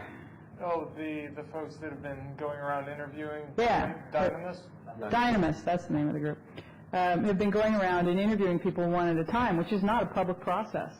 The guy who does the interviewing is very nice. He interviewed with me here. I suggested some things to him that nobody else had suggested. He gave some feedback to me about the different things that he had heard from groups of folks. I guess there's a couple of different people doing interviews. When I went out into the community for one of our traffic calming studies in the Long Branch, Sligo area, which is heavily impacted by whatever happens on the site. You live right across the street from it. You're very impacted from it. They were surprised at the direction that the land use developer provided by the consultant provided by the hospital had said everyone was talking about, and they had all kinds of different ideas, none of which were represented in that collection process. I think that there should be a more Tacoma Park-driven process instead of just leaving it entirely to this consultant. I'm worried that they'll come out the other end with their recommendation, and we're not going to like it. Since the hospital seems to be maintaining control of the property, which is fine, we've even less input than if the property were sold and then had to be redeveloped because they own the property now. And I guess there's some process that they have to go through if it's not actually the exception is for a hospital or for a health site. But there are a lot of factors that go into that, and I don't think that there's a fair representative voice to that issue, and I don't think that we're being fed back the information, because the Dynamis group is certainly not reporting back to the city council other than what they happen to share with you at the time that you have your interview. We're not in the process. And and on that exact point, we've now made 3 official requests for, the interim reports, the final reports, and the only thing that we're being told by the hospital is that the contract, which originally was time delimited with Dynamis, is no longer time delimited, and for all intents and purposes, they're on permanent retainer, and we're being given no information whatsoever about what they're feeding back to the hospital. Well, thank you for that. And land use is of interest to me, and the reason I asked what the scope was is that I think that there are a number of places in Tacoma Park that could benefit from a land use analysis, some immediately, some in the future, some past due. And so I wonder if a land use, I didn't hear anyone say this is a Seventh-day Adventist property ownership land use committee. I heard that it was a land use committee. And so my question is would it be a land use committee that had a scope of the entire city, or would it be proscribed to just that one parcel? It was envisioned for that parcel. Okay, well, I guess I would advocate for us at least discussing whether a land use committee would extend beyond that one parcel when we come around to discussing a land use committee. So it sounds like we will be discussing a land use committee very shortly. Sounds like we should have done it before. When? Because if I get a promise, I'll vote for the Health Services Committee. Can we put it on We next don't need week? your vote. We will, city manager and I will discuss that tomorrow as part of our agenda planning meeting and get you an answer by close of business tomorrow.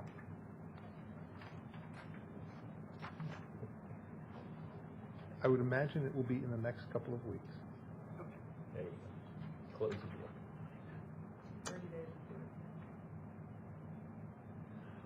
Any other discussion? Any other public comment on this resolution I guess extending I the have some term? public comment. Sure. Wait a minute. You don't get to have two hats. I don't. Stand back at the podium. Well, then, no, you can make your comments as you. Oh, okay. Well, having been at the table for the last discussion of the land use committee, should we have one committee or two committees, I would guess I was a little surprised by what you just said, Mayor Porter. No. Mayor Williams. Oh. Wait a minute, let me change my hair. I was surprised by what you just said, because at the last discussion, I would be all for a land use committee that looked at land use issues generally, but the last two discussions really talked about looking at land use on that site and land use issues that were health related, but not necessarily land use, that could relate to anything, be it low-income housing or, some other sort of infrastructure. Just thought I would mention that hadn't come up in previous discussions. That doesn't mean there isn't a need for a committee that looks at all sorts of land use, but originally it was conceptualized as just that campus or related health facilities, be it primary care, clinics, or what have you. Okay. Any other comments? I guess I'll apologize to you, Bruce. Okay, we're voting on this resolution. All those in favor of it, please say aye. Aye. Any nays? Any abstentions? Okay, thank you. Thank you. Sure.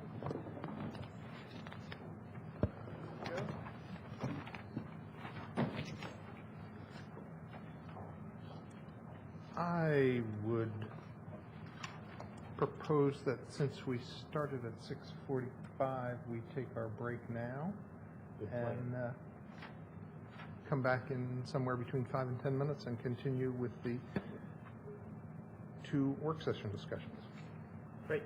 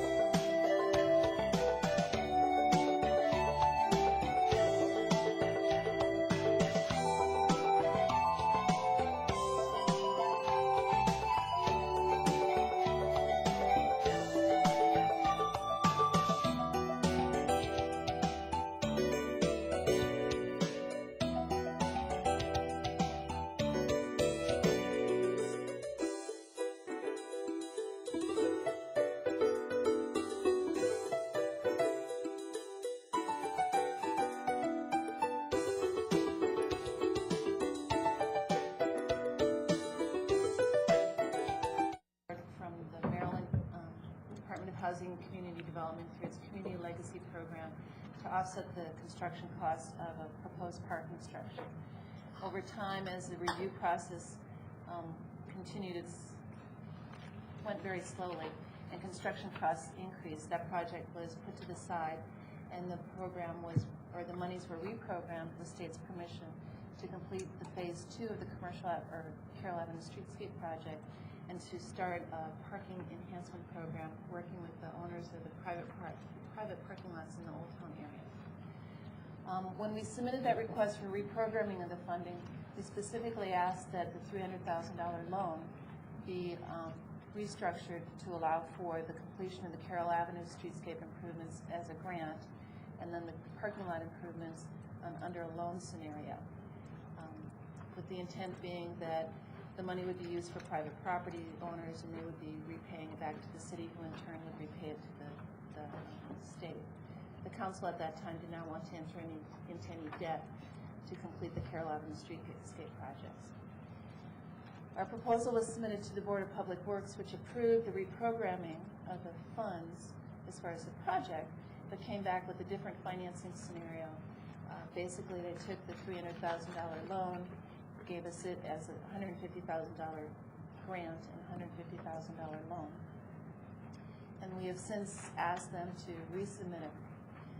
It's been quite a lengthy process, and in talking to the state staff to find out where we were in that whole review process, they have strongly encouraged us to access the $150,000 grant, modify the Carroll Avenue streetscape project, and proceed with that. That's one of the options that is included in the memorandum. Alternatively, you could go complete all of the Carroll Avenue streetscape projects, pull down the grant money first, access the loan funds as you need them, and repay them. And that would allow you to make some improvements to some private parking lots as well. And the difference between the grant funds and the loan funds, of course, that we don't have to repay the grant, we have to repay the loan, but it's at 0% interest. 0% interest over a 10-year period, which matches the terms that we had originally proposed when we had spoken to the state about completing parking structure and So if I can just make an editorial comment there, that's the cheapest source of money we'll find? the financing is quite attractive. Yes. One of the questions that came up over the weekend, as people had a chance to look at the information that was included in the memorandum, was if we were to scale back or reduce the scope of the Carroll Avenue streetscape project, what would that actually mean? And I'd love to be able to tell you that we did only $150,000, plus the city has allocated roughly $81,000 to sort of supplement that budget. If we were to scale the project back down to fit what we had available in funds, that we would be able to do 1, 2, 3, 4, and 5. I can't really tell you that because without going back and rebidding the whole project, the bid documents we've got are broken out differently than they're not by individual area or individual scope of project. But what we would do if you were to elect to go and access just the $150,000 grant, we would start at the top of the city's priority list as was established by the previous city council in 2006. And basically, we'd reestablish the tree canopy along Carroll Avenue, which is a high priority for everyone. And if you drive down there, it looks quite treeless. Modify the Westmoreland-Carroll Avenue intersection, which has been a point of great concern to many residents. Do some expansions of select areas of the sidewalk where the walkway is narrower than 6 feet and difficult to traverse. Reduce the width of some of the commercial driveways, specifically the Savory and the Old Town Auto Center, Service Center, and then do bump outs at Carroll and Laurel in front of the SunTrust and the, Mr. Kurt Joe's property on the corner, and then do a bump out that's just directly across from the Westmoreland Avenue intersection. I've included the original proposal that was submitted to the council in 2006 when those priorities were identified. And the numbering on the bottom is what was included in the original packet, but I put them in order of priorities. And if you'd like, I can just walk you through that quickly so you can try to get a better sense of what I'm talking about in terms of priorities. Just before we do that, can I just ask one question about the option A and option B? So when the state staff said you should really access the $150,000 grant, were they saying access that and we'll reconsider the $150,000 loan, or they're saying access it and this is what you're going to get and it's not going to get any better? Option, yes, your second statement. Okay. If you were to access just the $150,000 loan, you would basically agreeing that you were not going to, they would reprogram that $150,000, the other $150,000. The other option you have too is decide that you want to proceed with the Carroll Avenue project in its entirety, pull down all the grant money, the city money that you've already allocated, and then access as much as you might need for the loan program. And then that would mean doing any of the enhancements of the private parking lots, looking at doing that at a later date or accessing additional funding from another source. And frankly, we haven't really promoted that program because we were unsure of how we were going to, what was going to happen with the community legacy funds because of the approval that the Board of Public Works authorized did not give us the financing we thought. Did not give us the financing? They didn't approve our original request in terms of the financing structure, so we didn't want to start promoting something that we might not be able to proceed. Would it be fair to say that getting approval for these community legacy funds has taken an extremely long time and had various changes going on that nobody understood at other levels of government that frustrated and confused the whole process? Yes, it's been a very confusing and frustrating process in terms of the original approval of a request that we had submitted that was restructured without telling us until we actually got the documents. And then since we've resubmitted our request, it's been delayed repeatedly. Originally, they were going to reconsider it in October, or prior to October, but then it keeps getting pushed back and rescheduled for a later and later date. Staff at the state level has strongly encouraged us not to resubmit the request and to see how we could work, how we could do what we'd like to do within the parameters that have been already approved. And sure, do a quick little walkthrough of these, but my sense is that if we were to start at the top with number one and work our way down the list, if we were going to spend part of the funds, we'd probably get numbers 1 and 2 done, and we wouldn't get much beyond that. If we got all the way through 2. It would be a safe assumption.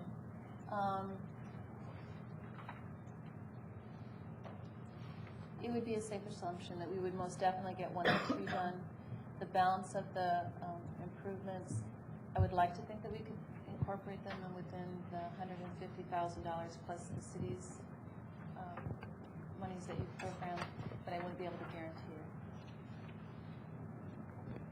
So we might be able to complete everything and not use up all the 150 of the loan portion, is that correct? That is a possibility. Okay. You want to just go through those real quick? Okay. The first page is just the highlighted area shows you generally where the commercial project is. On the page number 5, you'll see throughout the pages where it has tree replacement, new tree. So wherever you see a new tree, that's what we'll be getting, or we would install a new tree, upgrade the tree beds so that the trees would have a longer life. On this one, the area that's red are the Westmoreland Avenue intersection improvements that would be completed. That's the second priority.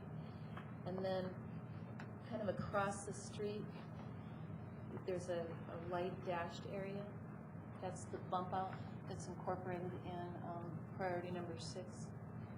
It's across from Westmoreland. I believe that used to be Amano's, or where the bike shop was. On page 6, again, you'll see the tree canopy that would be replaced.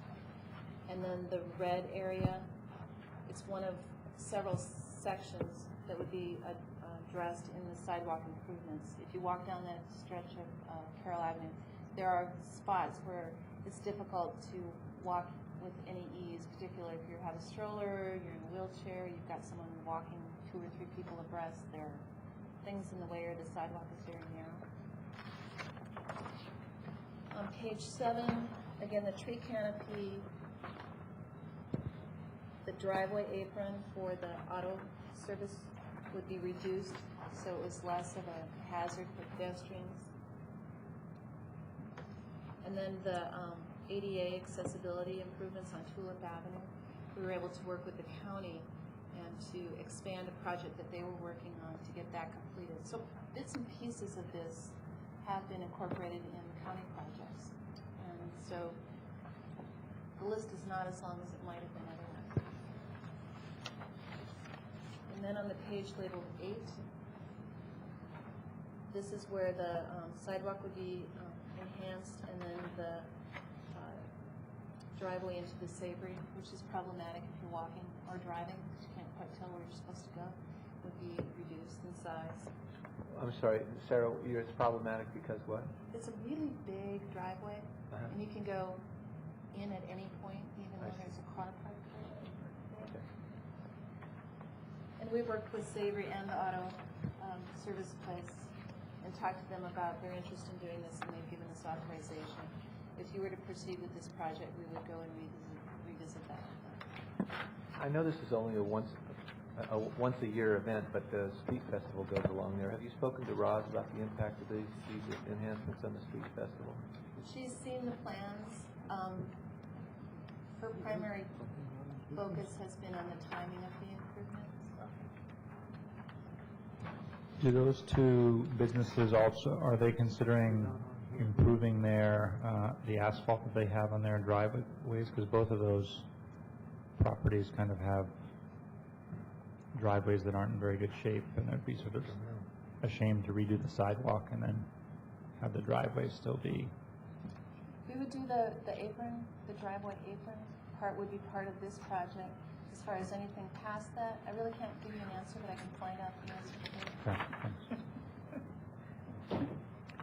I don't mean to interrupt your discussion of these graphics, but I'm just trying to understand the numbers on the blue sheet. And you've got parking lot improvements, and I was wondering what those were, because they don't correspond with anything on the... No, this is just the Carroll Avenue streetscape. Okay. The priorities that I'm referencing are included on the orange sheet that was handed out this evening. Okay. Those, if the council were to proceed with the project but only wanted to use a portion of the funding, we would start at the top of that list and work. We would recommend starting out at the top of that list and working our way through it. So, for example, the reduced width of the driveways that we just spoke about a moment ago, that's like the 4th priority on that list. Right. I need to relate that to the money sheet later when you get done. Okay. And then on the very last page, again, replacing the tree canopy, doing a bump out, which is the wider area on Carroll Avenue where it bends after it goes by the farmer's market, and then across the street by the SunTrust and Summer Delight. Just as a point of reference, that corner where you see it says tree planter, that's where one of the pedestrian kiosks will be installed this April.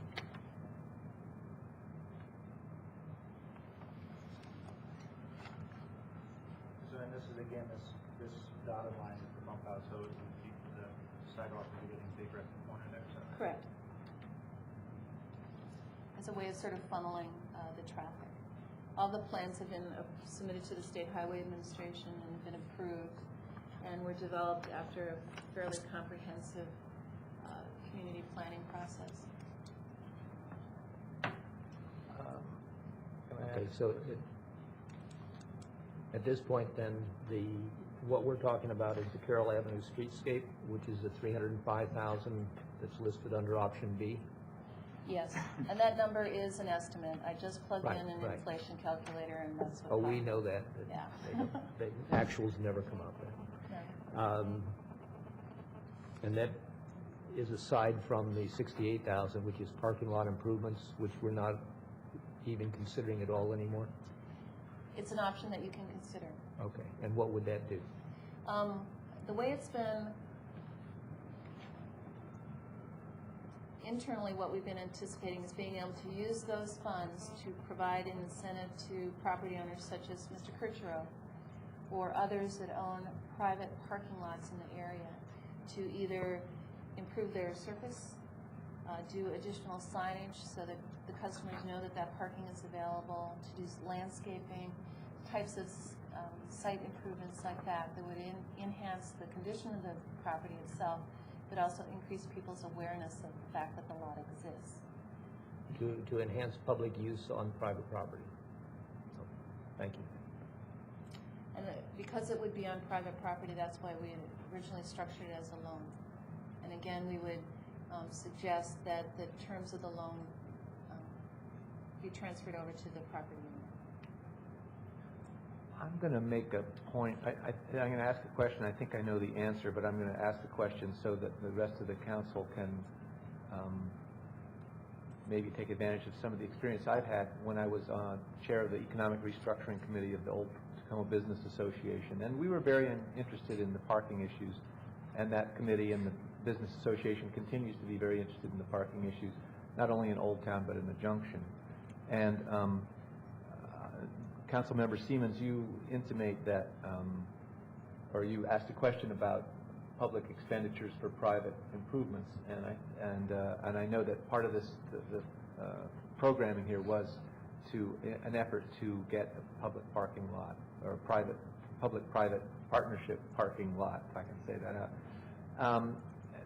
Where we ended up in the Old Tacoma Business Association was feeling that a parking district or a parking authority or some entity which could create a kind of a parking lot or parking space bank in order to facilitate development all along that strip was a good idea, that a parking district or parking authority that could kind of dole out, I guess you could say, parking spaces when businesses needed them to get parking planning a little bit out of the loop, and not really out of the loop, but to facilitate getting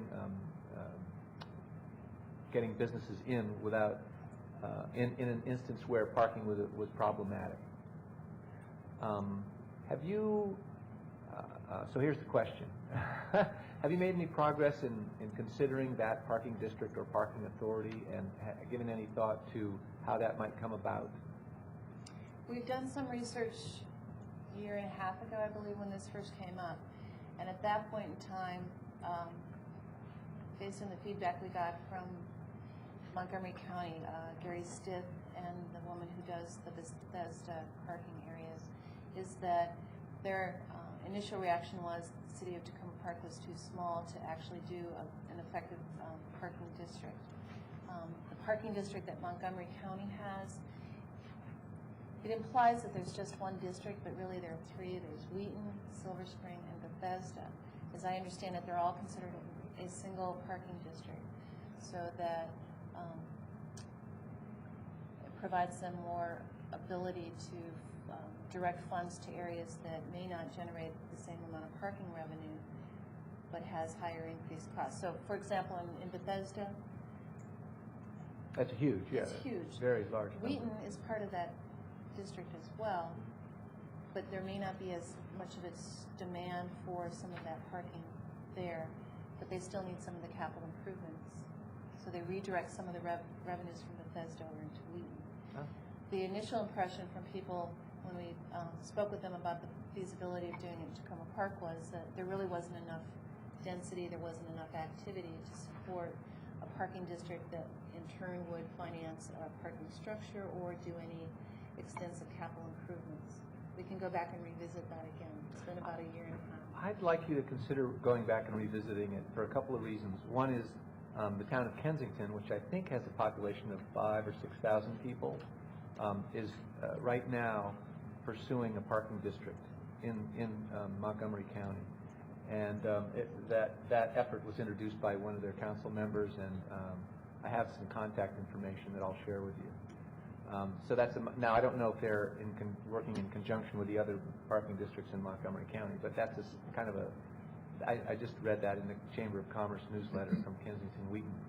And the other is, I understand that the intent of a parking district, sketched out the way you just did, is that specific fees would be used to build a large structure or a structure to add to the parking bank, you might say. And I'm not sure that that's our only avenue, that we may be able to take existing parking, pool it, and use it without a lot of additional funding. That would be my hope. We did an inventory. There are a large number of parking spaces in Old Town and in the Junction, and I'd like to see that taken forward and try to be creative to find ways to create a parking district or authority here in Tacoma Park. I think we need it. The business districts need it. We're being hampered by the parking requirements in Montgomery County, and I think it's very important. So since this effort started as a solution for parking problems and has now migrated to a solution for fast traffic with all the bump outs and so forth, and I don't have a real problem with that, but I'm concerned that the money that was programmed to address parking issues has been reprogrammed, and those parking issues have still not been addressed. And if I can just add that what you said begs the question of why we couldn't ask the county about Tacoma Park being part of that larger countywide parking district. Seems like a good way to get funding from the county for the taxes we pay. There you go. And also, there's a bit of a chicken and the egg thing of saying there's not enough activity to support parking, but parking is part of solving the puzzle related to economic revitalization. So it's a little bit, if you can't get over that hurdle, then we're in a problem. So,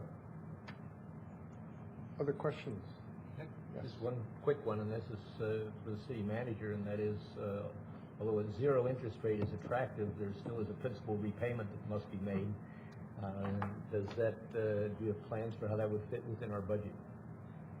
Well, I think presumably Ms. Daines and I talked about it. It would just be averaged out over 10 years, so you're really only talking about $15,000 a year. I think we could accommodate that with little problems. Thank you. Councilmember Wright and then Councilmember Clay. I have two questions that are sort of tangential. One is just to help me understand, because I'm looking at page 4. And I like this because it, I think, makes things more pedestrian friendly. But I think both Bruce and I have received questions about the pedestrian signals there. And so my first question is, I think people think that the signal operates like the signal in front of Victory Tower, where they press it and it should automatically change right away. And so I've gotten, and I think Bruce has been on one of these email chains, that people think the signals don't work. And my experience has been I push them and they work, but it just takes a little while. So I just wanted to confirm that they're not supposed to be immediate. Okay. And then my second question is, as part of this intersection redo, can we also make sure the state highway comes and fixes, or whoever's responsible for those pedestrian signals fixes the physically? Because the one on the right, if you look at this map, on the right corner, I think it backed into by a truck and it's bent over, and then the one that goes across the entrance to, or right next to the SunTrust entrance, is facing sideways. It now faces across that intersection as opposed to across the street. So I think we need to get those fixed also as part of this. I'm sure they did. You can just climb up there and move it. One of your kids?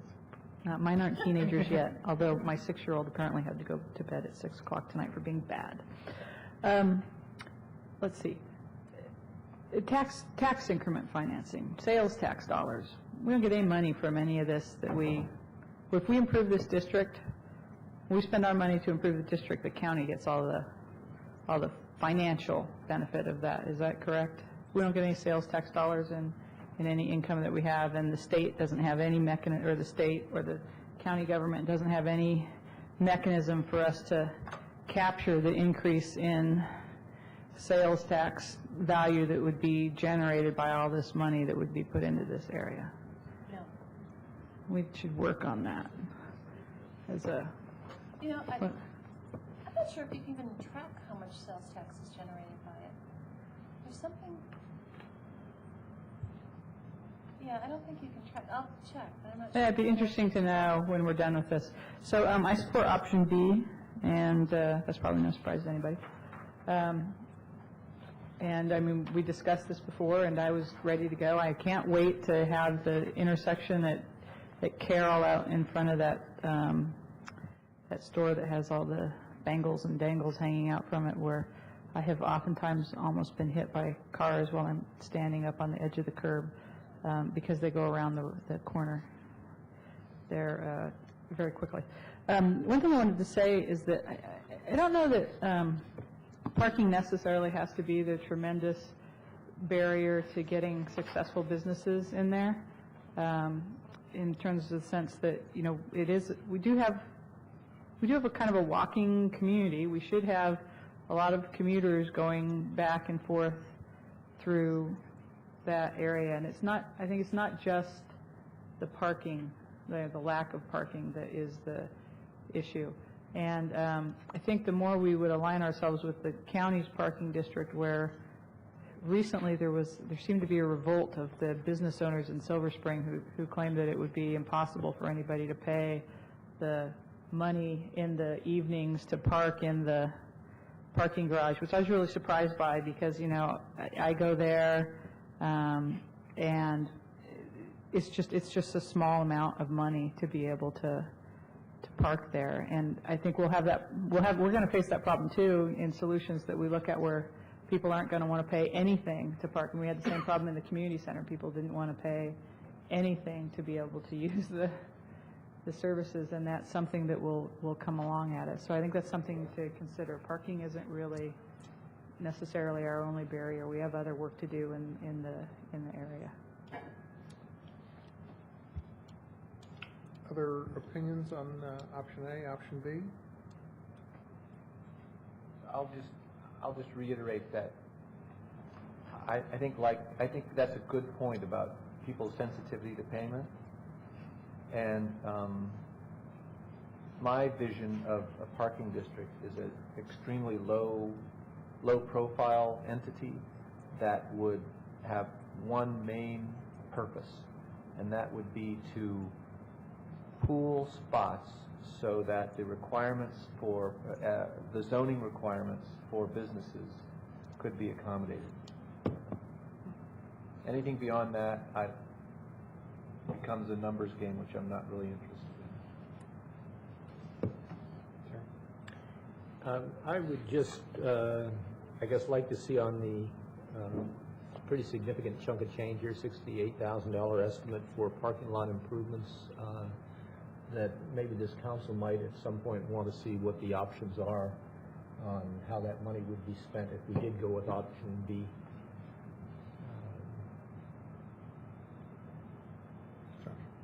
I think because it's structured as a loan, where it is public money, but it's structured as a loan, so the city wouldn't be paying for the private improvements.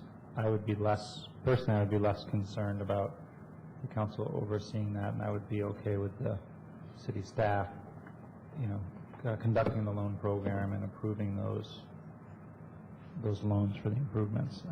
I personally don't want to see which. Okay, maybe I misunderstood. I thought that was just one of the possible ways of using the money. For the loan program? With the loan, yeah. It would be a loan. No matter what we did with that money, it would be a loan to the property owners. Right. Okay. So the signage and other things you were talking about was all still... All part of the package. I see. Okay. And they would repay the loan to us, and we would repay it to the state? Yeah. That's how it's conceptualized right now. I misunderstood. I agree with Councilmember Wright. Okay. So, is there anybody who doesn't want option B? Looks like everybody wants option B. Do you need anything else from us? No, I just wanted to thank you very much. We're really excited about this. There is a possibility we could start as soon as we can start in the spring. There's a... Spring starts this week. Oh, please don't say that. There's a contractor that is working with the county that we think we can piggyback onto their contract. They specialize in doing streetscape improvements. They've done some bits and pieces in Tacoma Park, and they've done an excellent job. And what we would do is work with them, see how much would be needed to complete the Carroll Avenue project, and then once that number is more or less finalized, then go into the next phase as far as the parking lot improvement program. Thank you. Thank you. Finish it before... I will finish it before the street a festival. month before the street festival, so the park spots can be rejiggered, or even... I like torturing Roz and telling her we're going to get it done about 2 days before she needs to start. Good idea. Yeah, that would really... Just try to finish it by October 4th or something like that. I want June, the latest. Okay. That takes us to our final agenda item, which is discussion on council priorities, and if I can suggest that we use this, we came back to this because we had a hole in the agenda that we could plug it into to continue the discussion. As I've noted, the agendas are in great flux at the moment. We started early at 6:45 tonight. Therefore, we are now at the point when we usually be looking at the clock and saying, oh, it's 10 o'clock. So let's do a little bit on council priorities, but by no means do we have to go 45 minutes on this. We just do what we need to do, but if we get out of here before 10 o'clock, we will still have put in our full evening. So, Barb, do you want to just talk for a minute about the materials that you provided us? Sure. What Suzanne Ludlow and I did, I guess, following the council discussion on January 31st, and also trying to take into account the feedback from the resident survey, was to sort of capture all that information and at least take a shot at putting it in a framework that at least made sense to us. So what we included in the agenda packet are 3 kind of broad focus priorities that the council could consider if it wishes. Those fell into sustainability, a livable community, and an engaged, responsive, and service-oriented organization. Within each of those 3 broad categories, we tried to then think of sort of programmatic areas that kind of fell within each of those kind of broader priority areas, and then there's actually sort of some sub-bullets, if you will, of even breaking it down one level below that. So it was sort of to give the council a sense of, if you're comfortable with maybe those priorities, or they could certainly be discarded and put something and put in their place. But we were trying to provide a framework for the council to maybe look at how these things could encompass a number of areas across the departments. I would note that I think Councilmember Robinson, I think in particular, had talked a lot about kind of partnerships. So as you kind of look through these, there's certainly certain elements that would be city-driven, but I think there was not an assumption on our part, and I think, in fact, we feel that they could not be accomplished without either the assistance and support of both other levels of government and, in some cases, the participation of our own residents and property owners. So anyway, we were just trying to throw these out for the council's consideration. Obviously, ultimately, it's your kind of choice of whether or not you're comfortable with these. I think whatever type of priorities the council does agree on, as we talked about a little bit on the 31st, I would encourage the council to maybe have some discussion about what does success look like, rather than get bogged down, I guess, in terms of programmatically or task-wise how we get there. It would be very helpful for, especially Suzanne and I think, to get a sense of what is success or what is the ultimate objective that the council wants to work towards. Comments? Councilmember Siemens. Thank you. First of all, I really thank you for the work that you've put into organizing this. I can see, as you said, a lot of things coming from the survey, from our past comments, and just from your own experience, I'm sure. I think as I look at this, it seems to touch on every part of our city government, and also It touches on many of our advisory committees, and kind of they should certainly be rolled into the planning parts of it. And what I see when I look at this is kind of the very infant beginnings of a strategic plan for the city, and I think that's great. I hope that this council, following this year's budget, will think about doing a more comprehensive strategic plan for the city that looks not just at what we want for this budget year, but does some planning on out into the future with a lot more detail than we have here. I think we're this material you have here is moving towards what I was thinking of when I was talking about goals and objectives for our budget process. Because I see, as I look down through here, stormwater management, urban forestry, recycling, I think these are all areas where we need to be setting goals. And as you say, some definition of what are the objectives, or how are we going to know when we get there, some types of measurements. Again, I'm not interested in the big bureaucratic process, but we still have to have some way of knowing. Staff has to have some way of knowing, and this council has to have some way of knowing of, what is our real target that we're aiming for, and how are we going to know when we get there. I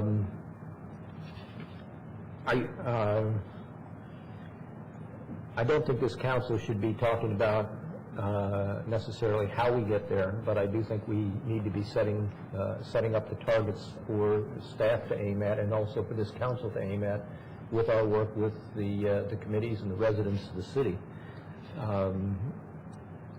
And so my concern at this point is, in looking at this, is we've got three what we're calling priorities, but they are very big and broad, unlike the types of priorities that we set last year. And so my concern is kind of twofold. I'm concerned that if we just adopt these as priorities, that we haven't really given enough direction to the city staff on how, so that we know how to budget, allocate money to attain those priorities. They're very broad, and you can see that just with all the little circles underneath each of these priorities. It's a whole lot different than what we looked at in past priorities that we've set, that previous councils have set for city staff.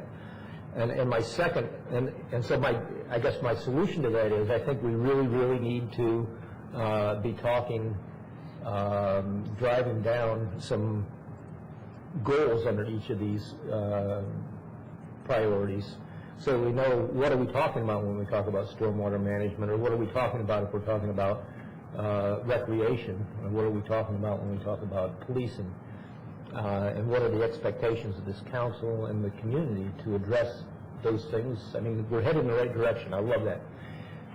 The other part that I'm a little concerned about is last year's priorities. They kind of appear in here, but they kind of don't. And I really love the work that the staff has done, with the great support of the previous council, to address the economic development, for example, along New Hampshire Avenue. I think great strides were made there. And I have a real leery feeling about not seeing that expressed more clearly as far as the expectation that we continue in that direction. And I think maybe what we've done, although it took a lot of work, may be just the tip of the iceberg, so to speak. I think that the following steps for the development of the New Hampshire Avenue corridor, the economic development, is going to take more work and more energy and more policy setting from this council than what we've already seen. So those are my two concerns. When we get down to more specifics, which I would like to I'd like this council to do. I have some specific recommendations for some of these areas. Thank you. Colin? I would also like to say that I like the framework for thinking about moving forward that's been laid out here around the sustainability, building a more sustainable Tacoma Park, creating a more livable community, and increasing our customer service orientation. I think to some extent it would be good for us to kind of come back and express what our ideas are and get some support in converting those to something that's usable by the staff. And I think we talked about this last time, is sometimes we express things as policies because they're in our heads as policies, but sometimes we express things as a particular management initiative or even a particular activity that we want to see. And I don't think that the response to that should be to shut it down, but to help to translate that into what the policy activity is that we're trying to get at, and keep that in mind. So just looking at the development in transportation, it should be unique for me actually getting away from recreation as a model example. So we'll do this, and so we've got development in transportation with the New Hampshire Avenue corridor here. We already engaged in a good visioning process there, and there were some identified next steps, and we could ask the staff to evaluate, in their opinion, what's achievable in the next 2 years or whatever that time frame is. One of the activities was to lobby for the State Highway Administration to support the lane change patterns. Another one is to continue to engage property owners. That's been done to some extent, but there's more work that's available there, and I don't know specifically where they're at, but that would be something. And to develop a marketing plan. Some marketing has gone on, but we could probably actually have a better marketing plan and maybe a model to tie that into some of the other areas. And we have these other commercial areas listed, and we're not as far along in some of them. We have different components developed. So, for example, tonight we got the study of the Tacoma Junction, but we haven't really, in my tenure, gone through the visioning process for that area, and that's something that we could put on the list. And we would have to ask the staff, given these other things that you're moving forward with, can we do visioning in the junction? We have a lot of activity going on in the Old Town area and have already had the redevelopment, but I've heard people talk about coming back and doing a visioning there. So what is doable in the next year, first year, second year? But at the same time, what I talked about last time was maintaining some flexibility in those. And so maybe that we'll get started on one of those processes for one of a group of 3 different areas, because as the year goes on, sometimes it's not possible to do the things you thought you were going to be able to do, and other things become ripe. And I think you want the staff to have the flexibility to meet the goals without, as we said last time, them being so specifically defined. Washington Adventist Hospital site, it would be great to engage community input and have our staff actually cost out some of the different options and what that means. We got a cost option early on for what would happen if it was developed with, I can't remember how many housing units. Suzanne Ludlow did that because that was the underlying zoning. But to look at, to provide support to evaluate, what do the different land use choices really need? It seems like this is the year when we're going to want to know that. If it's all nonprofit, what does that mean? If it's partially housing, and what's the fiscal impact on the city? If I can just piggyback on one of Colleen's comments and say that on the development and transportation piece, I like this overall structure. I think it would serve us well for many years to come. The only place where I found anything where I went, oh, there's a piece missing there, and it may just be that it's under kind of other commercial areas, but what I've talked about in terms of trying to have a discussion and come to a consensus on what economic development we want and kind of the business attraction component to it. I don't know whether that's kind of a separate piece under that or whether it is subsumed under one of those existing pieces, but I didn't want to lose track of that. Well, and Ms. Daines is here, so she might want to add to this if I misspeak. Some of the ideas that we've kicked around relative to, I guess, that point Mayor Williams is that it may be helpful to also have to bring in some development folks and have some discussions with the council in terms of what drives their business decisions. Back in my distant past, I did a lot of economic development work in a very fast-growing city in Missouri.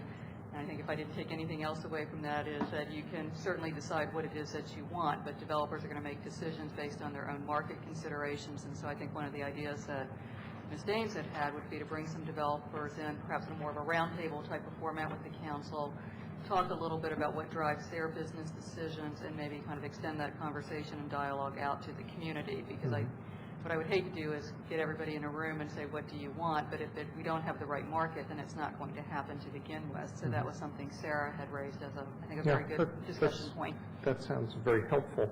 I think having, in each of these areas, but in particularly this one, there are different areas that we want to concentrate on, whether it's New Hampshire Avenue or coming back around to a visioning process for the junction, where it would be good for all of those discussions to have some of those general discussions and processes take place beforehand, and then be able to consider some of the different sub-areas after having had that general discussion. But I like this overall form for thinking about it, and I guess I would just add my voice that I could see the staff and council coming back with various suggestions for pieces that fall under each one of these shapes, so that things could be laid out with some specificity that would help us all. But having this overall structure, I think, is a much easier way. Terry kind of thought of it as a strategic plan.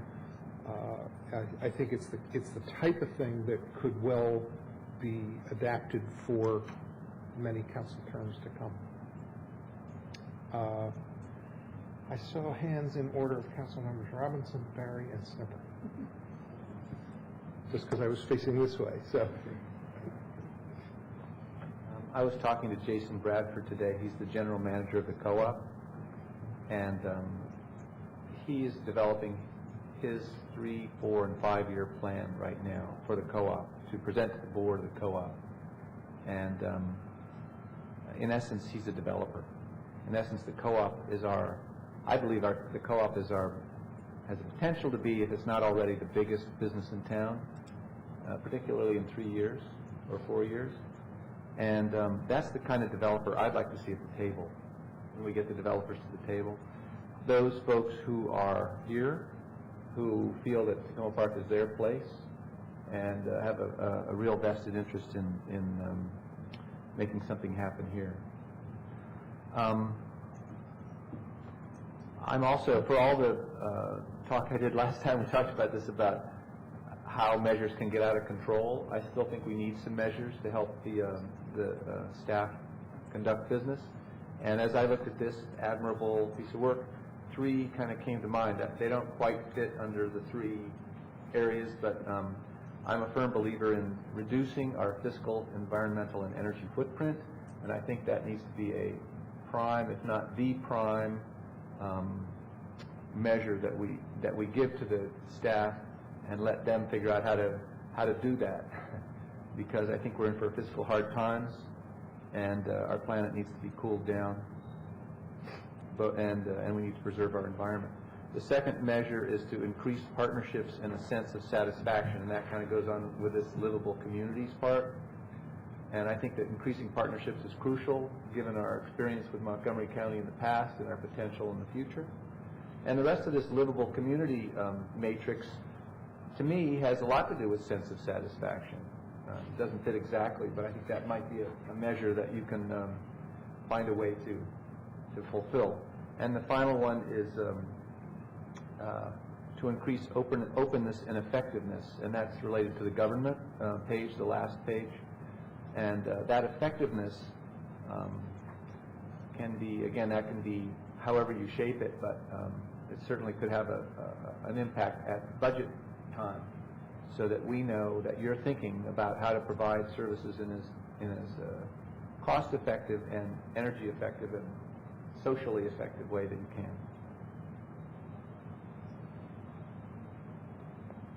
You're right. Nodded off there for a second. A second? A second? Bruce was saying. What does that happen? 7:30 when we started. I think that, well, there are a couple of ways of looking at this. One is to just say to ourselves, this is going to be the year of sustainability, this is going to be the year of livable community, or this is going to be the year of one of these major themes. Another would be to try to spread it across all of them in some way, so we can say at the end of the day we accomplished in a year something in each one of these areas. And then still further, another way would be to try to put something in each of the bubbles, so we can say that we covered the waterfront. My sense is that we should try to focus on fewer things rather than more. And as an example, in the work with Ilana over the past year or so, I noted that she spent a good deal of productive time on charrettes. She spent a lot of time on traffic studies and the outreach to the communities that were affected. And I got a sense in conducting these things, managing the process, engaging in the communications, writing up the reports, that this is like a full-time job for one person. It's an enormous amount of work. And therefore, what I would suggest is two things. One, yes, all of us should go back and take a close look at the bubbles and the themes and try to figure out what for us are the most important things, hoping that the principle of fewer and better is going to trump more and once over lightly.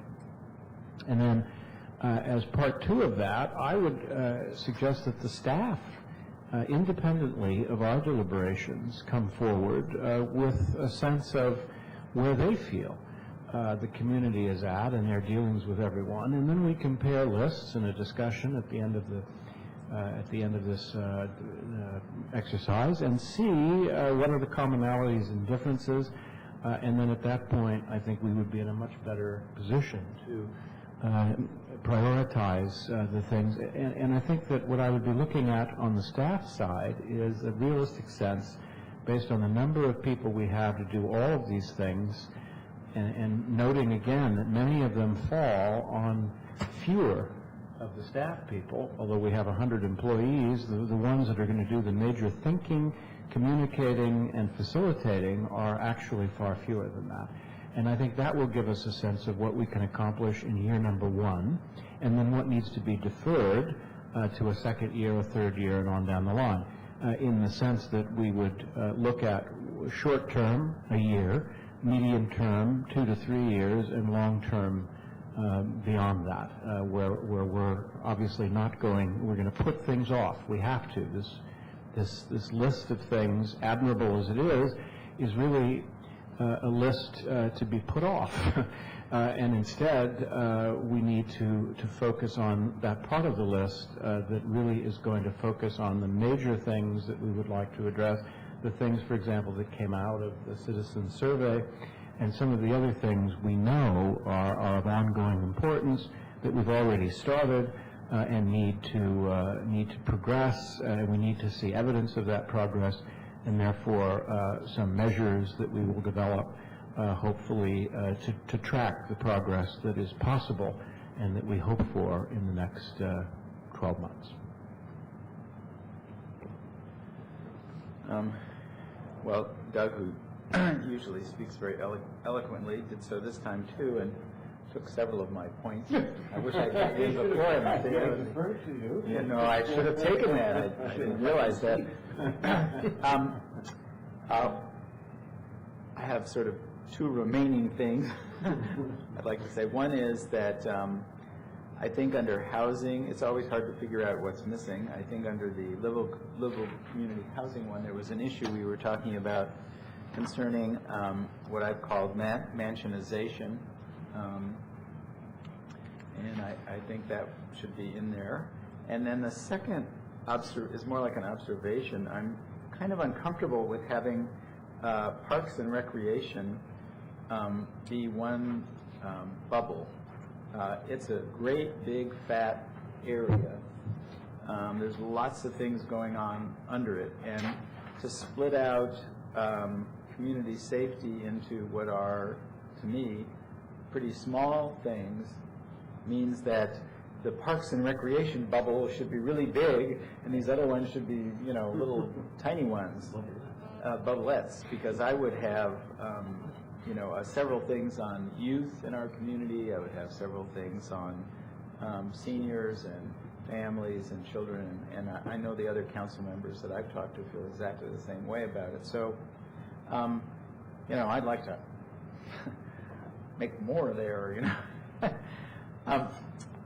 And the last thing, I really do want to support Councilmember Berry's suggestion that we divide these up into short-term, medium-term, and long-term as a way of focusing on what we actually can do. While I would love to do something in all of these areas, I really suspect, as Councilmember Berry said, that it's just not feasible for staff to do everything here, you know.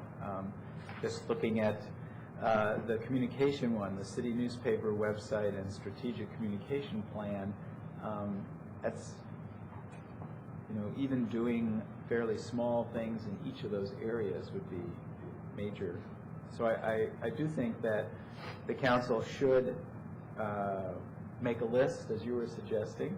I like the idea of having the staff put forward their list too, of which should be the things we do sort of this year, the things we do over the next year or two, and then the things that might be stretched out. So I think realistically speaking, we are, as you said, fiscally constrained. I like that. Reduce our fiscal footprint.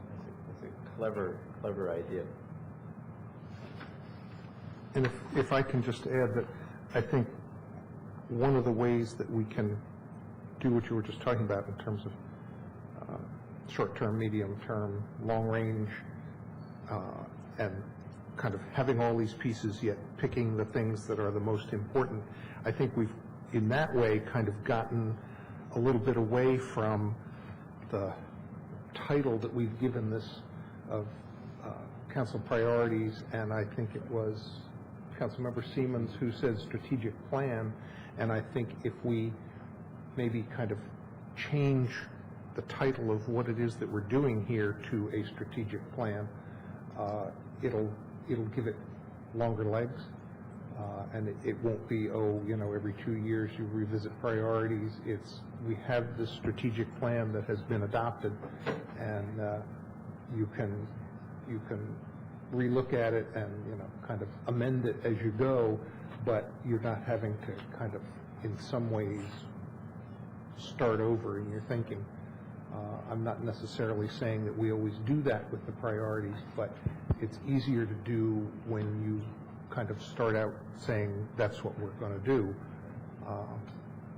So I think we could do that, and we could kind of focus on some of those short-term things. And the one other thought that I wanted to add, Councilmember Snipper, when you were talking about making the bubble bigger or more bubbles, I don't know what the word for it is, but in all the newspapers now, they're doing these things where you get the box with the words that were mentioned in the debates and how many, and the bigger word was mentioned more. And so whatever those are called, if we adapt that in some way to what it is that we're doing here. It'll make it easy to look at it and kind of see where we're trying to get. Mayor Williams, those clouds are based on hits. Yes. So, well, we'll do our own have version. little buttons and press all our buttons. Then we know how big the cloud elements were, right? Ooh. The council pushes its own buttons. City manager does that. I'm saying no button. I believe Councilmember Wright and Councilmember Siemens were waving. Thank you. I'm a little bit of a logic geek. So I really like frameworks, so I like the idea that we've come up with a framework. I would share, I think it's not quite there yet, so I would share sort of two guiding principles maybe to help us. One is something called MISI, which is mutually exclusive and collectively exhaustive. So mutually exclusive is the idea that, and I'm not sure it totally applies to this, but that it would be clear what bucket things would reside in. And when I look at this, you can see sort of under sustainability, there's development and transportation. I see other commercial areas. And then you go to community service, and there's the shopping opportunities there. So I think that as much as possible, if you can make it clear where things would live within a framework, is helpful. And then the other collectively exhaustive is that you can find a home in the framework for everything. And obviously, we're not going to find, there's going to be things years from now that we didn't think of, but generally all the priorities would fit in there somewhere. And then the second concept is, I think something that Ruben was talking about, is just that things need to be mentioned or placed on relatively the same level.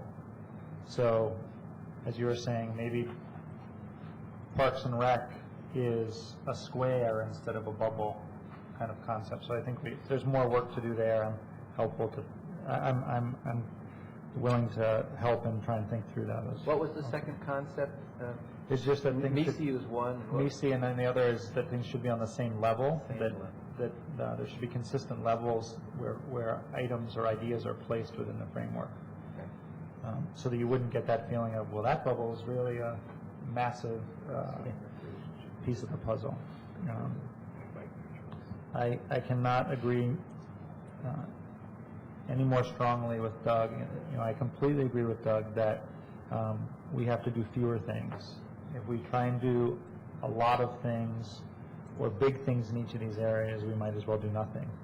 That's not to say that, obviously we're not going to repair, advocate that streetlights are repaired. So we are going to be doing something in that area, but it's not going to be a focus.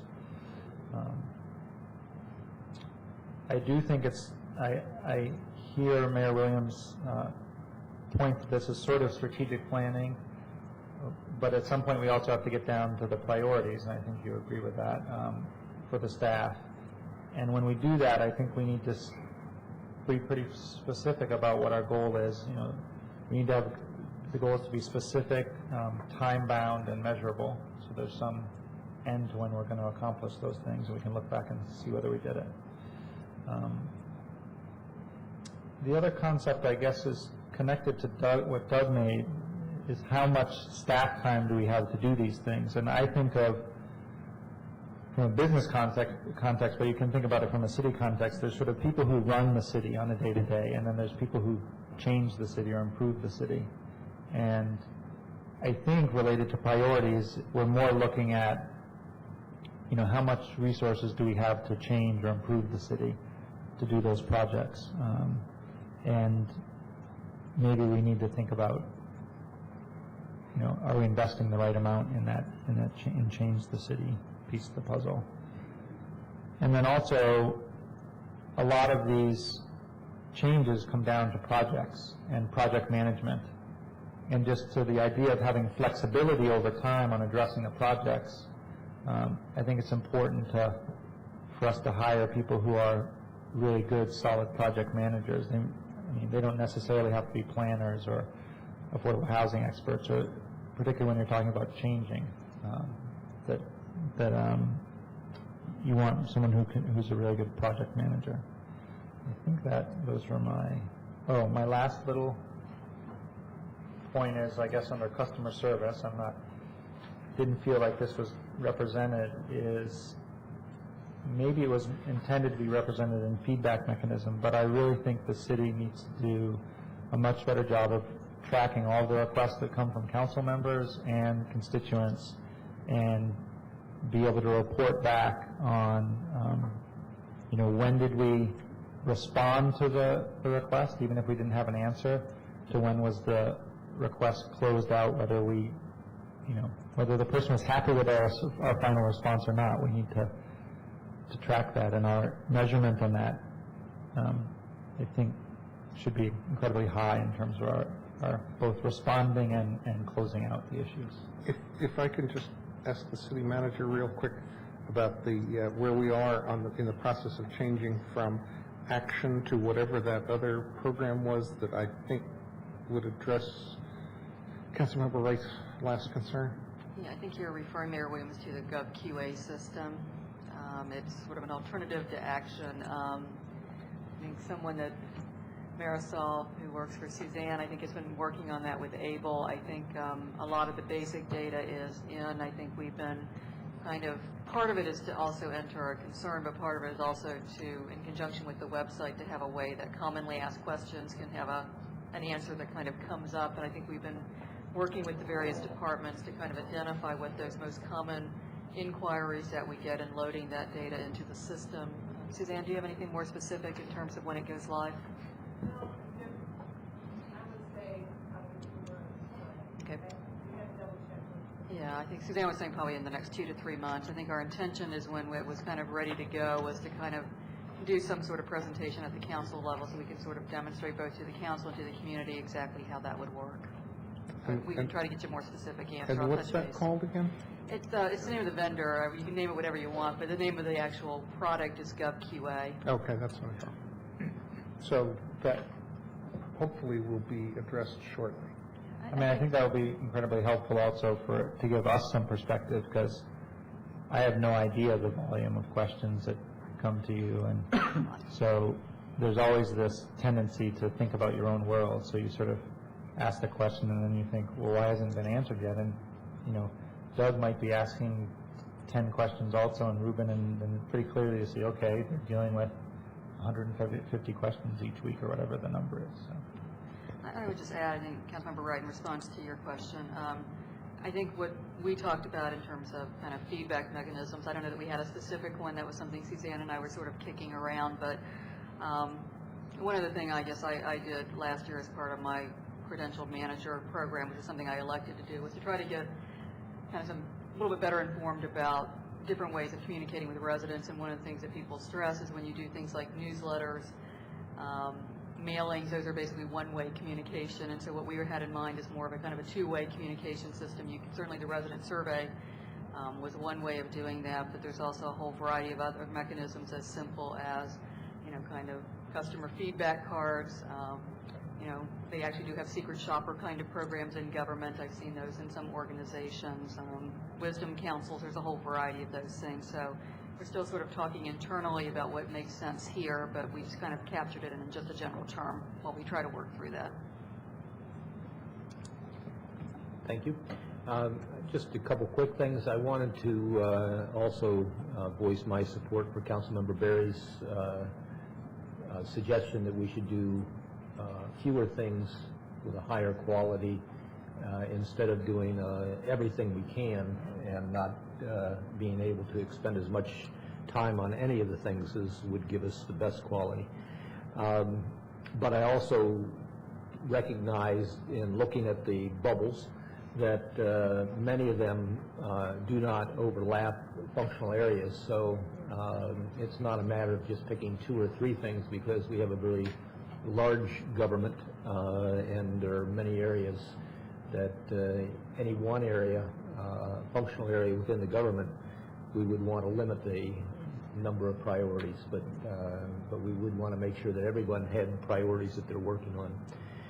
And then I also really want to applaud Mayor Williams for thinking about how we can move forward with a strategic plan. I think this is a very infancy of seeing a strategic plan. I just looking at other strategic plans I've seen developed, I'm pessimistic that we will be able to develop a 5-year plan between now and the beginning of our budget cycle. But again, I think that's a great concept. I think it does move us from the level, move us as a body from the level of just setting priorities each year to actually thinking in a longer term and trying to be more organized in something, as you said, that we carry over from this body to future elected bodies. And the last thing I want to mention is that it seems what I hear us doing is kind of twofold. We have kind of dual purposes here. In one sense, we're talking about priorities. In another sense, and other times we're talking about setting goals for different functional areas. And I think that's maybe, I find it a little confusing as we do this, because we talk about the priorities and these broad priorities for the city, but still we're interested in these setting goals and objectives and measurements for the for some of the different functions within the city. So I just lay that out as a thing I'm struggling with. What, if I can just respond to that for a second, what might be helpful is if I get a number of copies of the COG strategic plan. I was part of the effort that put that together in 1999, and I was chair of the strategic planning committee that updated it in 2004. And that was kind of taking this broad document that we've got in front of us, filling in the pieces, rank ordering some things, and then that infused all of the budgets. Since then, the budgets pick out certain areas that are priorities for the year. Those are presented as part of the budget and linked to the pieces in the strategic plan. And then as we go through each year, those things kind of get, ticked off, acknowledged in the plan, and it might just be helpful to kind of see how those are linked. Yeah, I think it's a great idea. It would be helpful, and also I think the Maryland Municipal Handbook that Councilmember Snipper had mentioned last week or week before, I think it would be helpful if we could all get a copy of that, because I'm not sure that, I know that I don't have a copy. Not sure that we do. Colleen? I think I said when this process started that I thought that we should have fewer priorities and do them better. But I also think that there should be some flexibility within that so they're not so specific. I think that, the commentary that we can't do all these things, I don't look at these and see objectives, they're just categories. And I do think, of course, we are going to do something in all of these things. Even if you look at environmental stewardship, we're engaged in stormwater activities all the time, urban forestry, recycling. There are lots of things that they're already engaged in. And some of those areas where we're not looking to create a priority or make a change is an opportunity to maybe look at what the baseline activities are and just have people consider, well, what are my baseline activities? Some things we know we have good measurements for, and other things we don't, and you could start thinking about that in terms of the developing a good objective baseline. There are two things, though, that I wanted to add, and one of them is that I can't remember if it was Councilmember Wright or Councilmember Snipper who talked about splitting out the recreation pieces. It's a big chunk. And I guess I would like to see that split out into youth services, senior services, adult services. And part of the reason why I'm interested in that is because I'm interested in having a discussion about the whole cost recovery pieces. I think we talked about that over the last year, particularly as it related to the Recreation Department, and looking at the issues in terms of where we're running programs that are really expensive versus programs where we're able to provide more services to folks, what that means, what that would look like. Right now we have a setup where we have low cost, which is good, and just using the aftercare, before and after care program, I think it's $1,800 per year, which is great. But we only had $9,000 in scholarship funds available for the whole year. So for people who can't even make the $1,800 or $200 a month during the school year, it'd be nice to be able to address that issue. It's not a secret. I'm a fan of the sliding scale approach, and that people who have the capacity to pay more would pay more for the programs, and also that we do cost accounting for our programs so that folks who don't live in the city are actually paying what it really costs to run those programs, which really I think doesn't happen that much now, and what the trade-offs are for that. So rather than go through all that now, it's a discussion that I would like to have. I think, final comment.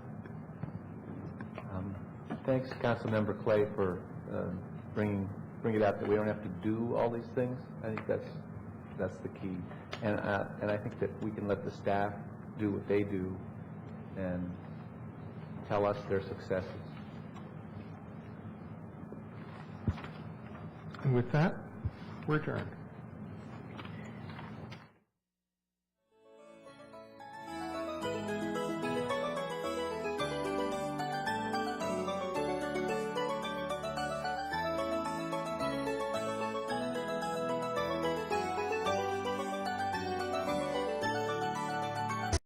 I wasn't the one to play the room.